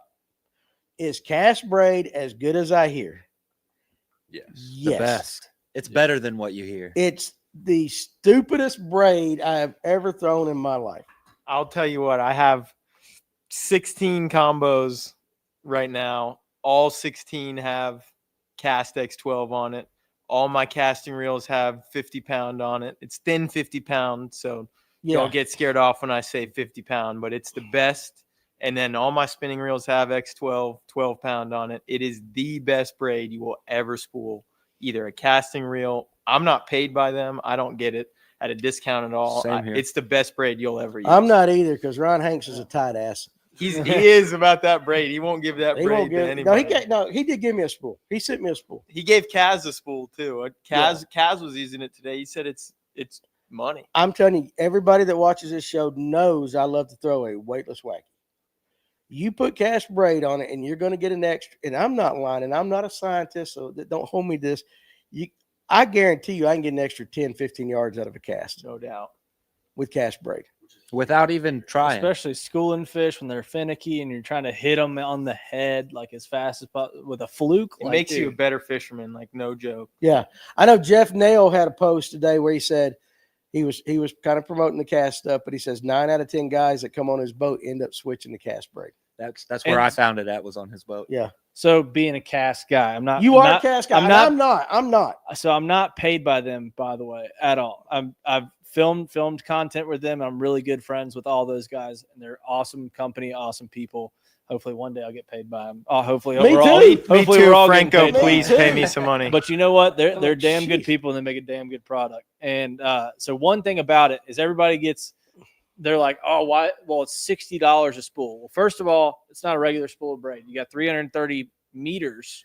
Hell yeah, because it's from Australia. So yeah, it's the same price. It's an Aussie braid, mate. So you got 330 meters of that stuff. Meters, So and then also the coating on it is proprietary. It's to them. Like that's why it's so slick and comes off the spool really well. I mean, like a bad night and Saturday. I got the first prototype spool back in October 21 and still have it on a reel. So like it lasts a while. And if you put the proper backing on your spools like you should with your spinning rods, like you don't want to spool up a 3,000 or 4,000 size spinning reel with the entire spool of braid. So put some backing on it, use some cheap mono or that old shitty braid you were using, and then put on the cast braid and it'll last a lot longer for a lot more spools. So like you should be making one of those 330 yard spools last for at least 2,000-3,000 size spinning reels. And I'll tell you this, I don't get no wind knots with it. No, that's the coating. But also what I was going to add, be generous with the backing because the 12-pound X12 is so thin that it'll blow your mind how much line is actually on your spool. So I put like legitimately on a 3,000, almost half a spool of backing. It's almost more. It's like 60 to 70% more on a 3,000 size of backing. And then it doesn't what? It doesn't soak up water. It's hydrophobic, so it doesn't get wet. It's what phobic? Hydrophobic water. Hydrophobic. Yep. Okay, there you go. I'll say this, and I'm serious. Like my cousin got it first, and he said you got to throw it. And the first time I chunked, we were probably 30 feet off a bank, and had a weightless Senko on, and I just go throw it like I would normally throw my regular stuff. That shit was in the trees. Yeah, that's why I set my buddies up all the time. I don't tell them. Dude, it was it, and he is right. Listen, and I know. Listen, we're friends with Ryan and all that. But if Ryan's product sucked, I tell you, I wouldn't be telling guys go buy it. It is the best bar none braid on the market. If you like to throw a spin, and I don't put it on my bait casters, I throw it on my spinning rods. I got it on everything. It's stupid. It really is. The only problem is, man, I wish they'd make it in that high vis yellow. I like the color. I think it looks awesome. There's a reason why. He told me there's a reason why. We got a new color coming in a special run. I can't say what the color is. Is it yellow? Nope, it is not yellow. Probably pink, ain't it? Nope. Blue. Done with the guesses. Chartreuse. done with the guesses. But yeah, we got a new color coming. Hopefully by the end of this year. Okay, there you go. Should All be right, fun. Colin Steele, my biologist buddy right there.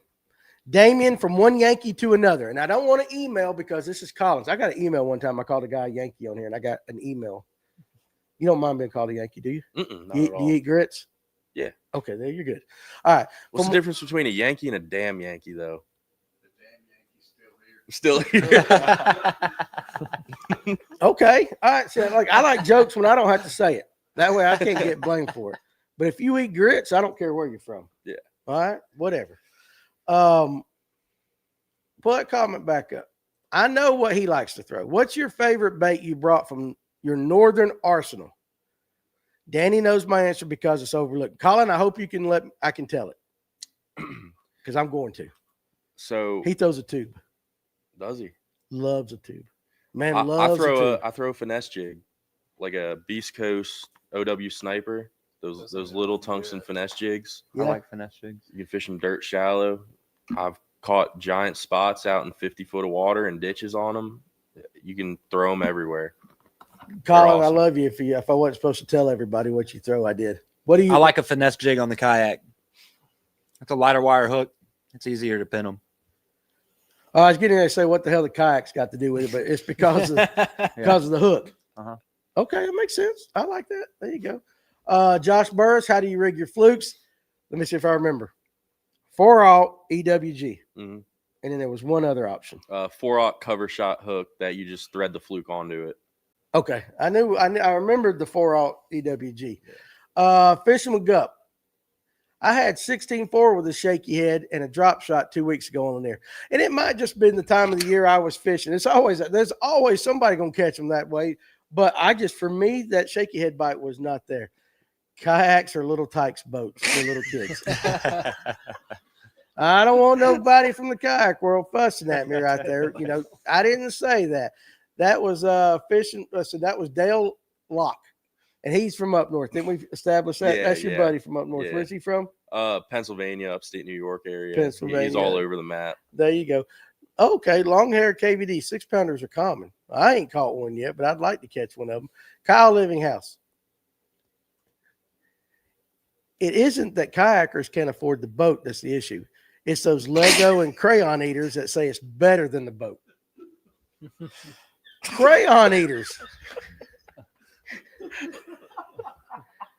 I don't know. I'd rather eat a crayon than a Lego. Let's be honest. Yeah, That Lego's going to tear me That up. was my next question. Like, who the hell eats Legos? I know them little bastards hurt when you step on them, though, in the middle of the night. You ain't aware of them things. Fishing with Gup. You can get 30 to 40-pound striper on the lower Etowah through Cartersville. Yes, you can. What is he holding in that 100%. photo? I don't know what he's holding up. Gup, what are is you holding that? up in that photo? Is that a dang tarponitis? I don't know what it is. It's those. Looks like a Oh, remora. paddlefish. No, it's Oh, what? A remora. called. I don't know. You like Jeremiah Giles now coming out with these names of these fishes. I have no idea what he's talking about. Tell us what that is. Chris Atlanta. What is the best mega bass topwater bait? That's him. You a mega bass guy? Somewhat. Okay. I dabble. You dabble? That's a tough one. I mean, the I like Dog that. X is always a good one. For us, especially here on Lanier, we love a good popper, but the baby Pop X, I think it's called. That's Yeah, a that good thing's one. pretty dirty. You can walk it like a walking bait. The bigger one you can walk. Okay. That's real good for you river guys too. I remember that was one of that's the a great river like bait. most expensive river baits I bought when I was in college, and I was like, "This is ridiculous." But I remember casting and breaking it off, and then stripping down to my underwear and swimming after it and getting it back. And I got it back, but Okay. because I was bank fishing, it was floating down the. Or that new Mega Bass Vision 110. It's not really a top water, but the SR, it's a shallow running wake bait. You fish it like on mono with light mono with. I think wake bait should just be categorized as topwater. Yeah. Well, it's not a wake bait. It's a shallow. It's called the SR, so it's a shallow running jerk bait. But you put it on mono, it makes it come up a little bit more. For sure. And it wakes good. I consider a fluke topwater. I Me think too. anything in the first 1.5, 2 foot of water, you're throwing topwater. If you can see your bait when it gets hit, that's topwater. Agreed. Now, I'm sure there's some originalists out there that are like, Danny doesn't know what he's talking about, and I might not. How about the red bug worm? Calvin Bates wants to know about the red bug worm. I don't throw the red bug worm a lot, but I got a buddy who does. He'll throw it on a Texas rig. He'll have like 5 different ways you could rig a worm on, like when he's a co-angler in my boat, and he just catches them. You swear it. Like he'll bring Who makes it? Strike King. Okay. Oh, okay. Yeah. All right. Yeah. I got a buddy who catches them pretty good on a red bug worm. I think I know who that buddy is. He might have won the classic on it. Yeah. And 2 top 10s, and talked to another buddy who's been throwing it pretty good. Yeah. Okay. So Easton throws it, huh? Oh yeah, Easton Easton throws it right there. There's our Throws a little Shacker bit. Rat will throw it a little bit. Pull up Phil's question right there. Well, okay. I'll get the Northeast Basses next. Pull up Phil Hutchinson right there. Compare it to Siglon Sunline. It's better. I throw Siglon is terrible. not even, you're not playing. Okay. Might as well be called Slug Siglon Line. AMZ or regular Siglon is the real. I would say this. If Siglon is a baseball team, it's AA. And Cast is major leagues. And that's just, I mean, that's seriously, it's not even close. It really isn't even close. My buddy Kyle Shane hates Vexus boats. What's your opinion of them Northeast bass fishing? I don't know much about Vexus. They ride super well. They're not super fast. That's the one bad thing to them, but they ride crazy well. For the price point of them, you can definitely get a better riding boat. I agree. Yeah. Okay. Well, They are pricey, dog. Like you They're can get an very 18 footer for 50 G's. Like, An It's like an aluminum, icon. really? yeah. Big, heavy. Yeah, but It's dude, I'm the telling you, icon of like, aluminum. if somebody put an icon in front of me, Icons boy, are beautiful boats. I would drive that joker till the paint flaked Oh, off of yeah. that thing. It would. I've been in a few Icons and they ride phenomenal. Yeah. If I could afford one, I would be in one. You know, And I love my Phoenix. I love Phoenixes too, but you know how many guys say if I could afford an icon, they didn't come out with an economy. I model. have an icon. It comes with an accent. I have an It's icon. Oh wait, now that we're on accents, give me a Kaz Anderson accent after he tried cast braid for the first time. I don't know. It might get him fired from Barkley. So. Oh Lord, yeah, I didn't think about that. So, is the grits a my cousin Vinny reference? No, that's just the way. That's just what I think. You just got to eat grits. So, Tony, good night. And let's see, John Aldred. Hey, FNG family just got home from the lake. You dog, you. He right was there. hammering them too. He was catching some good ones. Was he hammering another kayak guy? Yep. Glad that you found. He blind as a bat, but he has to wear sunglasses because of the cocoons and all that. Oh, if you ever wear the cocoon, if you wear glasses and you get the cocoons and they cover you, they sweat and you can't see. So I told him that they make these clip-ons. Like you can get $high clip-ons. Cocoon actually makes them. They're very good. He tried those out. Now I'm glad he had that. What's the guest favorite color of shaky head worm drop shot color? What's your favorite color shaky head worm that you can tell me? Any, watermelon. You like watermelon over green pumpkin? Yeah. I don't. Out here, yeah. Really? hmm Crazy. Yeah. Like Yeah. Alex is in there going, yes. Tune. I like watermelon red or black and blue. Watermelon red, I'll give you because there's enough red flakes. But just to me, it's something about the transparency of that watermelon. I like the green pumpkin red. I'm telling you. Don't I like sleep the on it. watermelon. Watermelon red. I know Bill Payne likes watermelon Not red. even red. Just watermelon. Really? Fading watermelon's a good color, but What straight color? watermelon. What'd you say? No, we got it on tape. What'd you say? Fading watermelon's a great Yamamoto color. Fading watermelon. Okay, I got that. What about you, Clint? I'm a green pumpkin kind of guy. I like green pumpkin. Huh? Oh, you can't get the juice. Huh? I didn't even know. No, who no. used it. That any of the more lighter color translucent. You like? watermelons, Yes. Okay, listen, I'll give you that. I'll tell you a color you don't want to sleep on. And I know Yum makes it. That's some others, but ghillie suit. You ever thought any ghillie suit? Mm-mm. It's kind of brown with a lot of gold flake in it and stuff like that. Ghillie suit is a color that a lot of guys come here looking for. I like a sweet candy moneymaker from Trickster. Sweet candy moneymaker. Yeah, sweet candy's a good color. Okay. It's like purple and blue. I got you. Doc Holliday's fishing with Kaz tomorrow. I'll find out about that braid. Northeast Bass. I say, okay. Pull up Brandon Bad, and I hope I'm saying this wrong, but right, buddy. Meir. Hear a lot on cast braid on the show. Haven't looked. Where can I get it? I'm going to have some coming to the shop shortly, but you can go to cast.com. Yeah, castfishing.co. Tackle Warehouse has it. Hammond's has it. Fish North Georgia's going to have it. Dugout's got it. Dugout. Yeah, so we got it. you do have it? Mm-hmm. Okay, all right, good. So there you go. Dale Lock catching, you ain't got to pull up. Catching striper is better around the cities in the north as you have a better chance of finding a dead body or a crack rock. Damn, some of these comments, man, I just absolutely love it. That's a fact, though. I filmed the love this Manhattan Cup last year in the Hudson Bay, like God. freaking, like you can see the statue of Liberty. And like, dude, we were catching 40-pound stripers in the Statue of Liberty's like in the background. It was Yeah. cool. You just see bodies and tampons, everything floating everywhere. It's crazy. Bodies and tampons. Both. Yeah, some with them in them, still in. You know? Then he'd pull it like a drain plug. Oh God.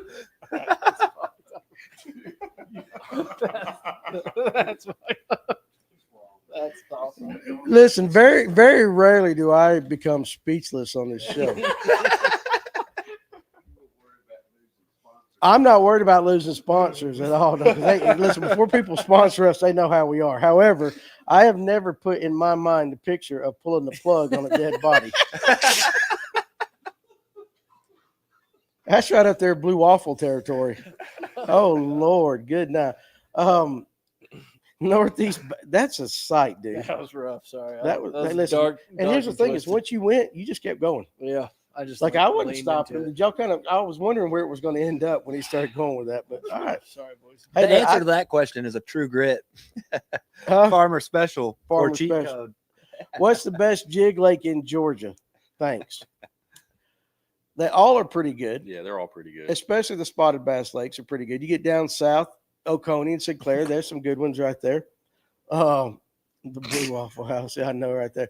But really, any of these clear highland reservoirs at certain times of the year, it's hard to beat a jig right there. So Paul B says he'll take watermelon over green pumpkin all day long. Yep. Derek, you ever feel bummed when you catch a fish that's blind in one eye? Oh yeah. That I don't know. You get emotional about it? No, but I think it happened in my two most recent YouTube videos. I think I caught fish that were blind in one eye, and I don't know if you guys follow my YouTube, but what is it? DS Bass Guide. There you go. So DS Bass Guide is my YouTube and my Instagram. I work at Tackle Warehouse, but I also offer guide trips on Lake Lanier. Couldn't really plug them for a while. Couldn't do them because fishing some circuits we weren't allowed to. But now that that's over, I'm going to be doing some more guide trips out there and stuff like that. So if you guys are interested, dsbassguide.com too. You can find that through my YouTube either or. But yeah, so I've been catching some bass that are blind in one eye with this post-spawn funk going on, and it makes a lot of sense. You know, you just see them and you feel bad for them. It's like they were the only ones dumb enough to come up and eat my stuff right now, when every other fish would just like, you'd see them just sort of look up at it and then turn so away. The one eye's like, hell, I gotta eat. This is my time to shine. I couldn't track it She's before. got now 2 months to live, son. She's ready to party. Yeah. I like it. That's funny as hell because people don't know the daggone story behind that. That's funny. Great. Color don't matter as long as it's green pumpkin. For sure. Dylan Fogarty Fishing. Good time to join the live, I guess. Yeah, right? When we're talking about unplugging dead bodies. It had to be super absorbent. Hey, you reckon that would work on my live well? That's a serious question. Because you know how I put bubble gum on it because I'm too cheap to go buy the plug in my live well? I just put bubble gum in there. You just gonna put a tampon in it? Could you? I mean, yeah. You think it would stop it up? Oh, you need to know. Joe Boo needs a refill. No. Well, so I'm just curious. You know what I use tampons for?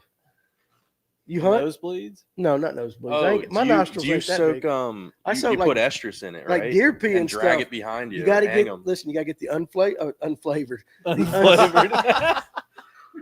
You got to get the unscented ones. Yeah. But you take that and you put some Tink 69 or something like that, and you stick it up in a tree, dude. And it's Dude, like, and when you're walking in, tie it to your boot, drag it behind you. yeah. And I'm being very serious. Like Yeah. a tampon is one of the best deer scent collectors, dispersers out there. Mhm. But got to go with the unscented. You don't got to buy those overpriced wicks that they sell. No, you can get the Dollar General ones right there. Yeah. You can get the ones for the peasants like me. So, Phil, we did hear you honk, so appreciate that. Doug Rice, how did we go from green pumpkin to tampons? Because it's the Fish North Georgia live well. That's just the way we do it right there. We're gonna be plugging our live wells with tampons before we know it. I'm going to try that. Just scientific experiment. Rays are losing 1-0. Oh, man. So, seriously, I think I'll make a video on that just to see how absorbent and how much it would plug up. Because if you got dead bodies and you're doing that, Good night. Let's move on from the dead body. we're going to do that. So, we're going to do that. There's always this one guy. It's like the first time he's watching the show, he's got his kid on, they're sitting in the living room. I feel for you. His Dude. wife walked in. Yeah. You're, Wife you're walked in. definitely getting an email. Huh? You're getting an email. Listen, we do not. Have you gotten emails yet? From tonight? No. No, in general. He said from tonight. Oh Yes. Have you really? Yes. I get the emails every once in a while. A lot of guys will say you don't need to be talking about that on your show, or you could, ease up a little bit on that. But I'm That's why like, it's the best fishing podcast out there. thank you very much. Listen, if you guys were sitting at deer camp, we would be having these, or whatever, on a boat. We'd Probably be having worse. these same, it'd be a lot Probably. worse, Oh, but yeah. we'd be having these same conversations. That's why we do it right there. So, but I am going to try that out.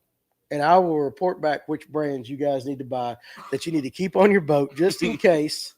Just in case. You got to keep them on there for your women anyway. You never know when that might hit. Be prepared. No, I'm being serious. It's the polite, respectful thing to do. All gas, no brakes, no ease up. That's right there. Damien and Jake, give the viewers the inside scoop of what really goes on in the back room of Tackle Warehouse. What really goes on other than, packaging stuff up? That's about it. That's literally about it. Do you work there too? I do.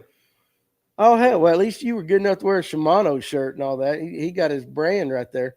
Oh, he's got a Tackle Warehouse shirt. Oh, listen at you guys. But I don't care. It's in the fish. Yeah, I support it. I'm mainly working in the back right now, so I Hey, see Danny, what y'all are good job. ordering. There's no secrets. I know what you guys are throwing. So That is true. yeah, Listen, you know how many guys will come in here?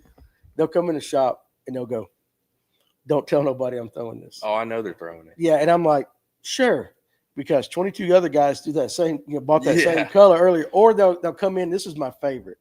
This is honestly my favorite. Take a lake, any lake, especially those that are kind of off the beaten path, and they'll come in here and they'll tell me about the fantastic bass fish and all that. Don't talk about that lake on your podcast. And then the next guy comes in, goes, "Dude, I found this lake up there. Don't tell nobody." 20, 30 guys in, like everybody knows about the lake you're fishing, dude, but don't tell nobody about that on the podcast. So, no, I did not teach anybody how to take a number 2 off a cruise ship. Although I did play with the toilet in our room because, man, hospital toilets and cruise ship toilets, dude, the pressure they got in those things. Like, seriously. Suck you in. It'll suck it out. So it's crazy. I'll go into a hospital room, say I'm visiting somebody, and I'll take a piss on purpose, dude, just because I love getting in. Just like you could sink a concrete block in a hospital toilet. There's so much pressure right there, dude. Like there is nothing stopping that thing up. And I find it to be amazing. Cruise ship toilets, same way. Airplane toilets. I'll get Oh, you. airplane toilets. You better be standing up when you flush those. There's some suction Yeah. coming down. Yeah. Like, listen, if you're hanging a little bit right there, Oh, it's you're gonna done give you for. some stretch. So Good thing it's typically cold in there. Yeah. Damien's about to be the face of Tackle Warehouse. Danny is single-handedly keeping Adderall in business. Yeah, but listen, I took a 5-hour energy too about 30 minutes before the show. So slim heavy flow. Hey, there is some, like, seriously though, there is like different grades of those things. Yeah, I guess it just depends. Like, are you going to need the Super Plus for your live well? It's Or a would little you just hole. need like a regular one. It's not a big hole, but I don't know. I ain't never used one. So we'll figure that out, though. We'll do that. But yeah, man, listen, that cruise ship, though, those toilets, is there like a big retaining tank downstairs? Did you for have a one of those things? bidet? Huh? Did you have a bidet? Ain't nobody shooting water in my ass, dude. But I will have this one complaint. It's all single-ply toilet paper. You eat that buffet, that free buffet, like 4 days in a row, and you're hitting with single-ply, dude. It's like you are raw. It's John Wayne. Huh? It's John Wayne. It's just raw. It's John Wayne. It's rough, tough, doesn't take no shit off nobody. You know what, though? What I quit doing? They had the what is that? You put Kleenexes in there? So you had your toilet paper, but you had the Kleenexes. After about 2 days of my ass being on fire, I started grabbing the Kleenexes and all that. Yeah, they It's got the like lotion. double-ply They got the coated a little lotion bit. in them. Huh? They got the lotion in them. It does, and it's a Yeah. nice feel. Yeah. It's a nice feel. Wine cork will work also. Why did I think about that? Yeah, jail toilets have a good flush too, I've heard. I've been in few. Yeah. I will say that Pickens County needs some work. But anyway, my buddy caught a smallmouth drop shotting. I did not read that whole thing right there. I actually believe that. That's actually That's YouTube very videos. Like there believable. is videos of guys catching smallies on tampons. They're stupid. Yeah. They're stupid fish. That's just a starving fish. But I get what I might start shaking one like a minnow. Might have good action. but you throw it in there and it's 1/8 ounce, and when you're done, it's Got like a a good quarter tail. Oh pound. yeah, it's true. You're gonna snap your rod in the next cast. It's like pulling up a bunch of dead leaves or somebody's underwear from the bottom of the lake. Dude, you throw it out there, it's 1/8 of an ounce. And you're like, yeah, it's just taking a while to get down there. And then you're like, good Lord, You're like, I'm bit. I'm bit.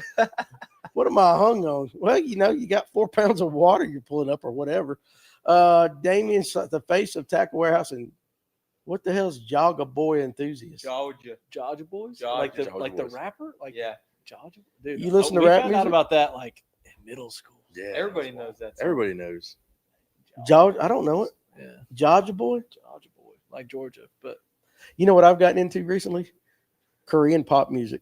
what? K-pop? K-pop. Yeah, K-pop, dude. That's what's up. You guys are out of your We mind. listen to K-pop at work. I mean, I'm a Van Halen fan through and through, but every once in a while I Yeah. just get in that mood. Yeah. And I like to You try just feel like popping some K-pop. Korean around. well, I like pulling that sigh up and trying to do them dances that the daggone little Korean girls do where they just shake their hips. we listen to it at work. We listen to a lot of stuff at work. Yeah, listen, I'm in a little bit of is that what it's called? K-pop? Yeah, K-pop. I mean, it'll go away in a week or two. It's like a bad rash, but right now, hey, that's what I'm on. What are you doing with the microphone over there? Huh? Why, you like K-pop? No. Okay. Oh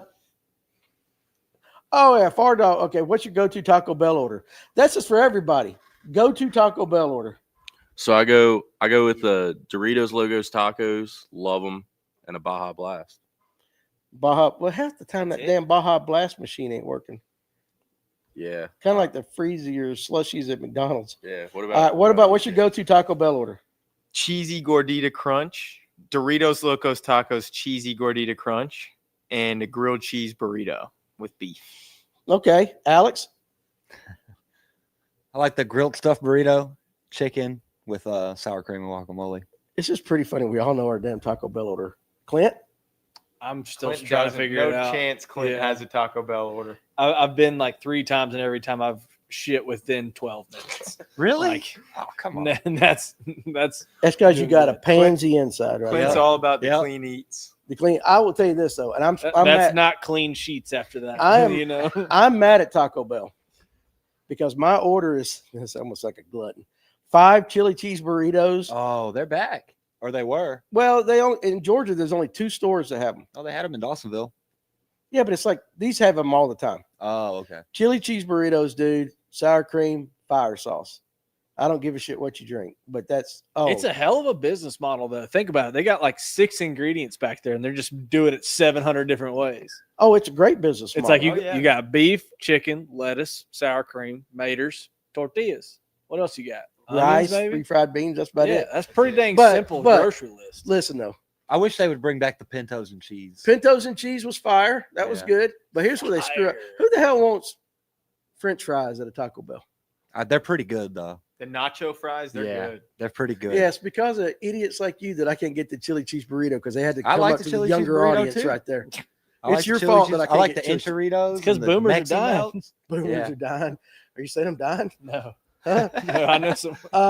Danny, don't forget to tell the guest us viewers will pitch in as you marry them live on the podcast. Yeah, I'll do a wedding right here. You want to get married on the Fish North Georgia Live? Well, 100% we'll do it.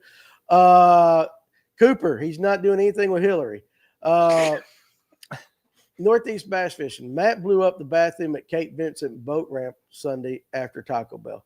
I think Taco Bell gets a bad rap, dude. Like, it doesn't give me that. No, I think people who get diarrhea from Taco Bell have a weak bloodline. Weak bloodline? Like their genetics are off? That's me. That's me, dog. Are you blaming their genetics? They're predisposed to what I can eat on the road, like I'll have Taco Bell. Yeah, I'm fine. McDonald's blow me up. Same.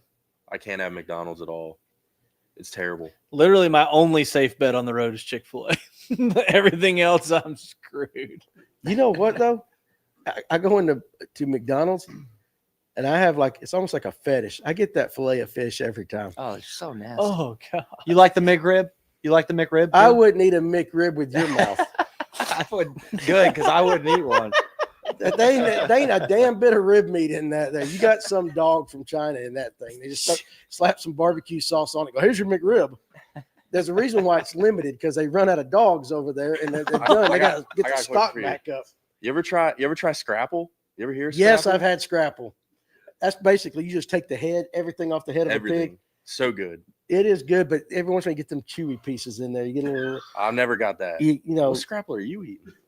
Like real Scrapple, like when you get that gelatin and then that stuff off the eyes and stuff like that. I've never got that. Hog's head and I've cheese. had like Amish Scrapple, which is, that's everything. It is everything. But Throw it in I a don't pot, ever get- boil it off, and go. Yeah, we just really took this show to shit here lately, guys. My bad. But seriously, okay, you guys are on the road a lot. What are we laughing at? I ain't got nothing good over there right now. Yeah, well, I don't know what I can read and what I can't read because we're running off half the viewers talking about Taco Bell. But hey, listen, we know it's late. It's probably past your bedtime anyway. Scrapple. You know what Scrapple is? No. You eat it with syrup? No, I've seen people eat that with syrup. Like that's for breakfast. weird. Yeah, it's a little different. It's probably good, but it's You like liver? weird. I've never had liver. Brunschwagen and all that kind of stuff, like liver mush. He's speaking German right Aaron now. says liver mush is his go-to. Yeah. 100%, dude. Aaron Young, right there. Like seriously, get you an I've onion and a heard saltine. a lot dude. about it. They were talking about like a certain kind, and I can't remember what kind it was. Liverwurst, Yeah. any of that stuff. And of course, I like fried chicken livers. I don't think you can go wrong with fried chicken livers. Some poor guy showed up. He's like wanting some secrets on Late Lanier tonight, and we're in here talking about pulling plugs out of dead bodies and. How many minutes since a fish has been mentioned? Darian, I said 12. fish. No, I said fish fillet. The fish fillet at McDonald's, dude. Y'all ever stop and get a chicken bake from Costco or a double chocolate chunk cookie? No, but I like get their the hot dogs. sandwiches though. Have old sea bass and mini coop on there. We can do that. Yeah, you guys got to get Cooper on here. Yeah, you got to we get gotta him on the Cooper show. on. Cooper McDonald's. Cool. Or is that the same Cooper we're talking about? Oh, yeah. Oh yeah. He's like the only person in the world who makes me feel tall. He does. So, Justin Hare, are you watching? I don't know. Anyway, well, listen, but Scrapple's good. It's an underrated food, Oh, 100%. but it's got to be cooked the right way. I do have to say there was this place by my house back home that had like Scrapple fries, and they would give people syrup to dip them in. Mhm. So People eat maybe that it is stuff. good. I don't know. Next time you're on, we'll have pig's feet and Scrapple. You ever ate pig's feet? Never. Ham hocks and sauerkraut. We can do that. There ain't no serious questions up there, guys. So, I mean, if you give me a question, I'll ask it. Right now, we're just going down the rabbit holes. Did we miss anything? You guys, if you got That's all I'm looking.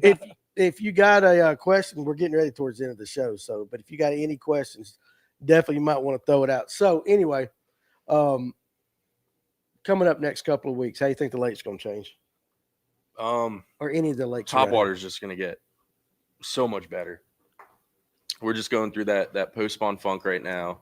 Another 2 weeks, it'll just be phenomenal, world-class spotted bass fishing again. Yeah. Once more move offshore and all the piles look the way some of the piles look right now. Yeah. it'll be good. There's just something. They just need a little time off. Yeah. They got to readjust. Yeah, like right now, if you're the first person to hit that pile for the day, you'll probably you'll catch them good. But if you get out there later and you're like the fifth person to hit it, even the second, it's done. It's done. How do you tell the difference between a smallmouth and a largemouth, Damien? One has a smallmouth and one has I a have a largemouth. feeling there's The more to that. jawline goes past the eye on a largemouth, and the smallmouth, it's in line with the eye in front of it. So Cooper, -1 subscriber, getting called short is wild. Listen, I still love you, kid. So anyway, he got a high pitched voice. He's a hell of an angler, but listen, Cooper, you're challenged like I am. Wait till they beat. Yeah, I'm not tall. Hey, it has its advantages though. Wait until they beat up the lake Memorial Day week. I guess really is that what you would say? Memorial Day is really the kickoff time for the brush bite to really kick in about that time. I mean, it can be nuts. Get out there in the wake and throw an OG. Yeah, that's for sure. Northeast bass fishing. What's the biggest seller at Tackle Warehouse? Man, that's tough. What are y'all selling a lot of right now? Fluke sticks. Yeah. Really, fluke sticks. Shout out Paul Mark. Shout out Paul Mark. Yeah, ain't it amazing how that happens though? Crazy. We're selling a ton of Nico stuff. Yeah. Nico's hot right Nail now. weights. Yeah. We can't keep tungsten nail weights in stock. That's the. All right, let me ask you a G7 question. tungsten nail. Let me ask you a question. Does a tungsten nail weight really make that much Yes. difference in a Absolutely. lead? 1000%. Just in sensitivity? Yeah. Higher pitch noise when you bounce off a rock too. I think that's the biggest part to me. Yeah. The frequency of the bounce Mm-hmm. hitting a rock. And you have to think about where you're putting the nail weight. Or do you have a nail weight that's exposed because that's going to give you a faster fall and more vibration in the worm? Or is the weight inside the worm? You're getting a little bit less, but it's a lighter presentation. You I can mean, skip it. yeah, exactly. There's Okay. a lot of different. All right. Fardog, what Bojangles that I hear y'all got out that way? That's one of my favorite fast Bojangles, food. Bohangles? the biscuits, dude, are hell yeah. Chicken Supreme combo, dude. You get the Cajun filet. You probably Get can't it. Get do you it. a Cajun filet and add you some cheese to that. Yes. Son of a bitch. It's Yeah. pretty damn good. And- I've only had Bojangles one time, and I can never get it. Best again. seasoned fries in the country. Really? Yeah, I got arrested that day, so I will not go back. You got arrested in a Bojangles? Not at Bojangles, but You had. I- You're blaming your arrest on Bojangles? yep. That's pretty bad. Bojangles has got great biscuits. The steak and cheese and the Cajun filet with cheese. Tony Hall, serious question. How long do you need to rest a pile before they bite again? Man, I usually like to give it a couple hours. Yeah, Yeah. for sure. Bad thing about it is you're resting it, and 32 boats And might have 32 hit boats it. are hitting You it have no during idea. that rest period you think you're giving it. Question from JP3. Ask Damien and Jake who won the tournament at Burton. Whatever. I got the dub. Whatever. I won the tournament on Burton with Triton Trice, who Yeah. also works at Tackle Warehouse.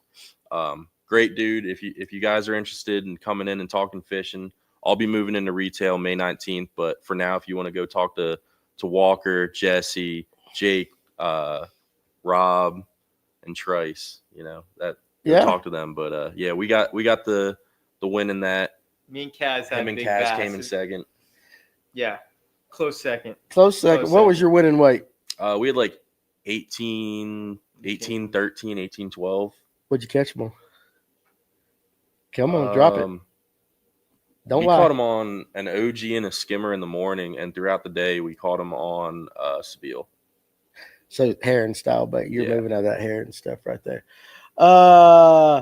Y'all throw a let's see. Have a guest that fish G-crack lures. I don't know of anybody that fishes those a lot.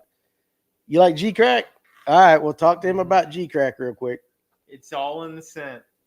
That scent is legit. That stuff that they infuse in those geek crack baits, it works, no doubt. I said G for Robert G. Gee, I get them all messed up. Gee, however it goes. But they're coming out with a Cinco bait that catches them real good. Okay. Real good. Let's see. Y'all throw the Rapala or Rapala, however you want to say it. Jowler. You throw it? I haven't thrown it. What yet. is it? It spits water real good. That's what Patrick was using. Yeah. Murray, I think it was. It's just a walking bait with a weird lip on it, so when you walk it, it spits water all over the place. You thrown it? I've caught some big spots on that thing. What color? They make this a chrome, obviously, and then Right. they make this clear color. That's like clear a as legit. Okay. good color. John G, as long as I've been fishing, I just now caught my first jig bass. It hasn't been my confidence bait, but I'll throw it more from now on. That's the thing about a jig. You kind of have to commit to it. You will catch some good ones on there. That first one's the hardest one to get out of the way when you start fishing a jig. Yeah. They can really wear you down, and Yeah, I but mean, once you get it down and Brush master it- piles I set the hook on. Yeah. Oh yeah, right. Or rocks. Hook sets are free until Yeah. you pull up half the brush piles on the If lake. y'all ever want to catch a jig on Lake Lanier, Allatoona, Damien's your man to talk to. That man can fish a jig. Let me tell you. Okay, there you go. What about Carter's? Does a jig work on Carter's as well as Lanier? Yeah, I tie a lot yeah, of jigs for 100%. Carter's, guys. Depends on the time of year. Yeah, That bite's sort of already passed, but right. yeah. It's a good cold weather bait up there. Oh, ain't it? yeah. Yeah, for sure. Damien, what is the best BOGO bait? They There make isn't some one. really good stuff. There isn't one. I think it's fantastic. Like you don't like it, or there isn't a best? A BOGO? Yeah. A BOGO bait? Maybe we're thinking about different things. You thinking buy one get one? No. Okay, what are you talking about? What are you? Dude, what are you- old Luke's got some cool shit. I think we're thinking about two different Are we? baits. Yeah. I have no idea. I was thinking about. Elaborate. Whoever asked. Oh, they that's have to elaborate. Blaster, isn't it? I don't know. I don't know. David Weaver. No, jig for Allatoona and colors. Josh Burst. Now, I'll tell you my personal, I tie a bunch of jigs for Allatoona guys, and I do the same on Lanier and the same on Carter's. Any Highland Reservoir, I like adding a purple accent. You can go with anything else, and Alex will say green pumpkin barbed wire with purple. That's my, Yeah. and Farmer has that one. It's just the green pumpkin, different shades, but I tie a lot of purple as an accent color. I like green pumpkin purple. Yeah, I don't. Yeah, what about you? Jig colors is how much difference is it? PB&J. PB&J. I Yeah. tie a lot of PB&Js. I like green pumpkin orange, like green pumpkin amber. Yeah, Like a darker brown color. He'd like that farmer special. you would like Farmers. That's a good color. Let's see. Bass Moot soft plastic have strong scents too. Open up a bag of worms, it'll take your breath. Northeast bass fishing. This is an easy one for me. If I was going to take a fishing vacation to Georgia, what lakes would you recommend? Lanier. Yep. Lanier, spotted That's bass it. capital of the nation. If you ask me, I mean, there's nowhere else where you can catch. I mean, a 14-inch spotted bass on Lanier looks like a pig Mm-hmm. if everything's right and all that. So I would say Lanier. You guys probably would too. What would be your second choice if you can't? Oh, in March, 100%. He added on to the question. So in March? 1,000% Lanier. Yes. Yeah. What would be? Say he can't get a book a room on Lanier or something. What would be lake number 2? I'd say Allatoona for numbers. And in March, you might get the I'm big a huge largemouth. fan of Carter's Carter's, Lake. I was gonna say. Carter's is, yeah, but guys will get up there and they have no idea how deep it is. That's Isn't perfect for a lake. Burton have the trout hatchery on it? Burton does have a trout hatchery. Yeah. Got there. Big ones get caught out of Burton.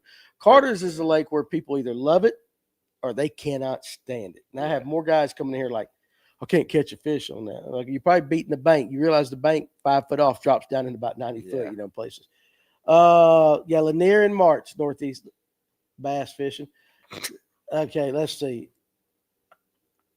I don't even know where to go. So anyway, all right, we're 2 hours in, so I'm gonna let you guys go home. I know you guys got busy. Oh, jig trailer, Josh Burst. What's your favorite jig trailer?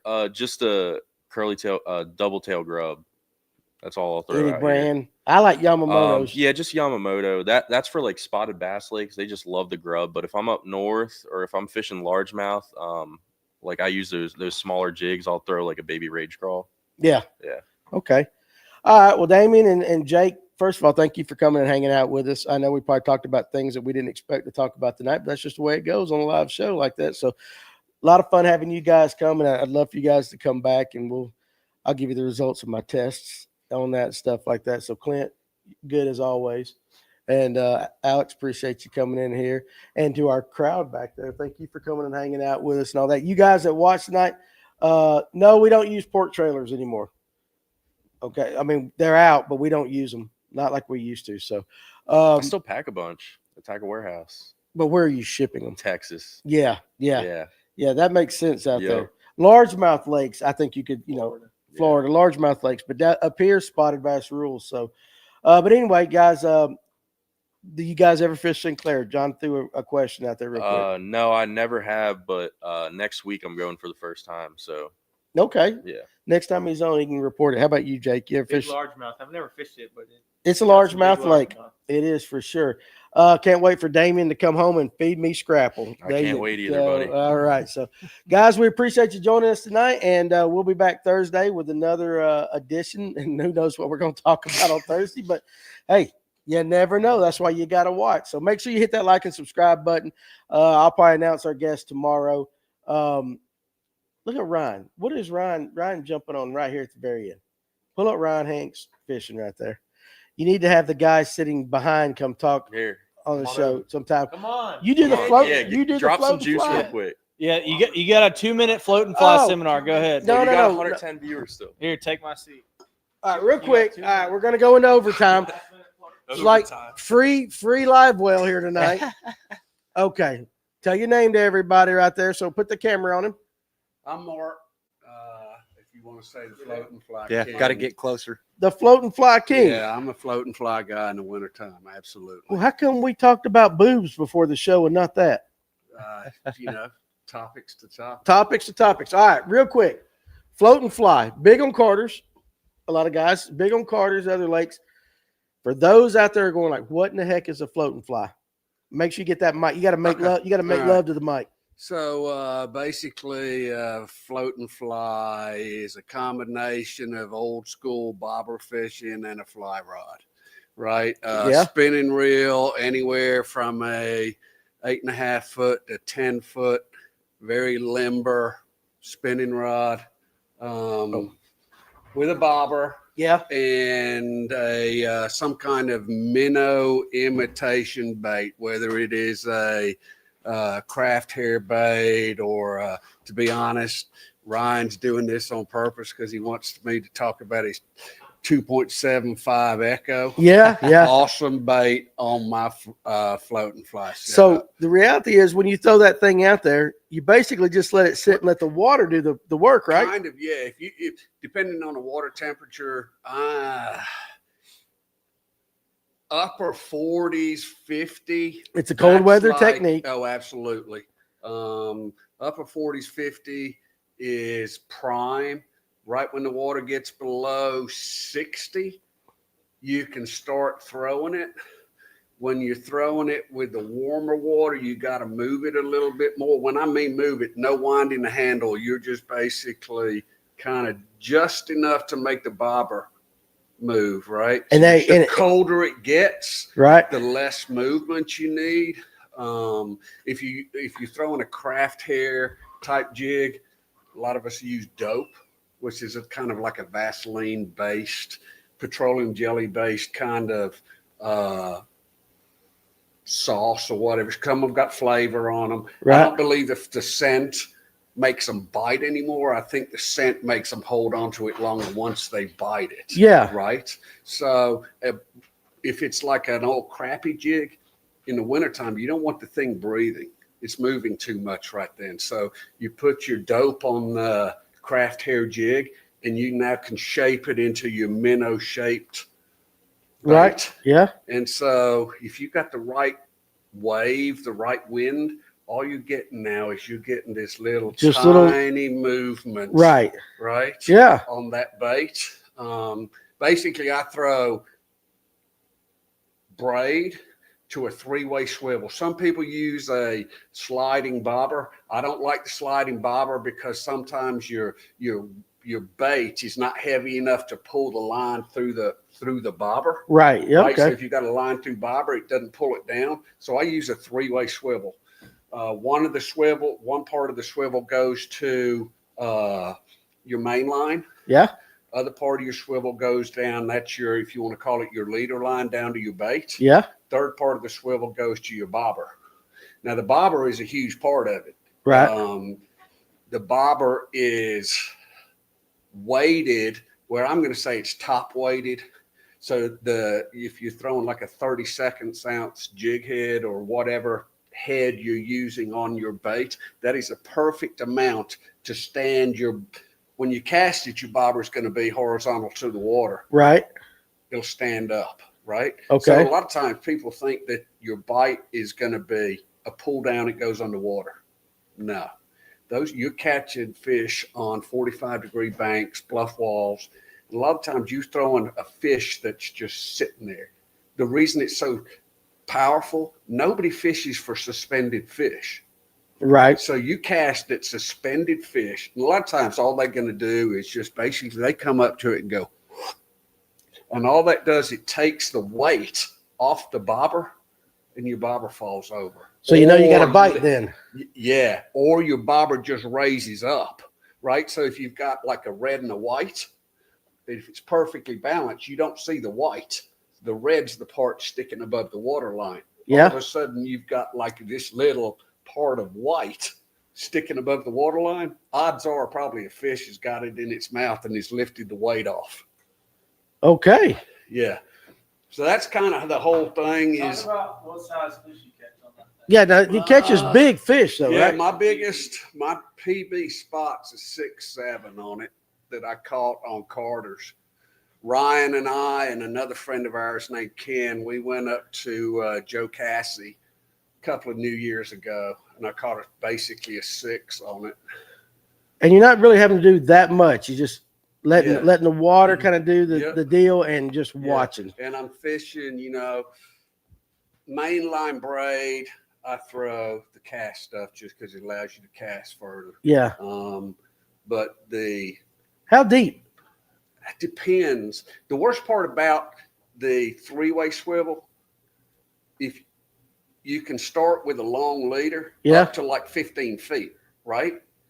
So you can always shorten it, which is great because you just cut a little more off and retie it. If you start short and it doesn't work and you got to add, you got to retie the whole darn thing. Gotcha. Right. So, it's anywhere from 15, most of the time 9, 10. Okay. Right. And throw anywhere from 4 to 6 pound leader line. But you fishing basically, they make float and fly rods. They basically were driven initially off like steelhead rods, right? Very limber, but they make specific float and fly rods now. Very limber, 4-pound test if the water's real clear. Right. Got an 8.2 smallie out of Dale, hollow on it. Wow. Yeah. Now, how are you setting the hook with that? It's, you can pretty much set it as hard as you want. Some people, it's just a sweeping action, but you got to imagine little geometry here. If you've got your braid floats, so it's going across the surface. The brighter the color, the better. The cast works great. Because a lot of time you may just see your braid go boop. Yeah, just that bounce. Yeah, right? Yeah. But anyway, so now you've got this 90-degree angle from your braid going to your bobber and say a 15-foot leader, right? When you set the hook, you got to pull all of that slack out of it before you actually get to the hook in the fish's mouth because you've got a 90-degree angle. You got to pull that straight. Is that why you go with a longer rod? The kind of longer rod makes it easier to cast, actually. Okay. But I think they changed it recently. BASS used to have an 8-foot max limit. Yeah. I think they've changed it now.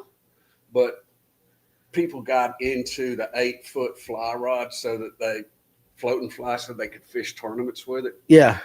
And I'm not going to say who it was. There's a bunch of people at Carter's Lake in their winter tournaments. They basically said, y'all can't fish that anymore. Can't fish it. You know what would be cool? It's that deadly out there. Yeah. You need to come back up here, like bring your setup and everything, and let's record a how-to video. So if you that'd had be your cool. typical bass angler now that doesn't have a float and fly rod, but they want to try it, what kind of just a normal?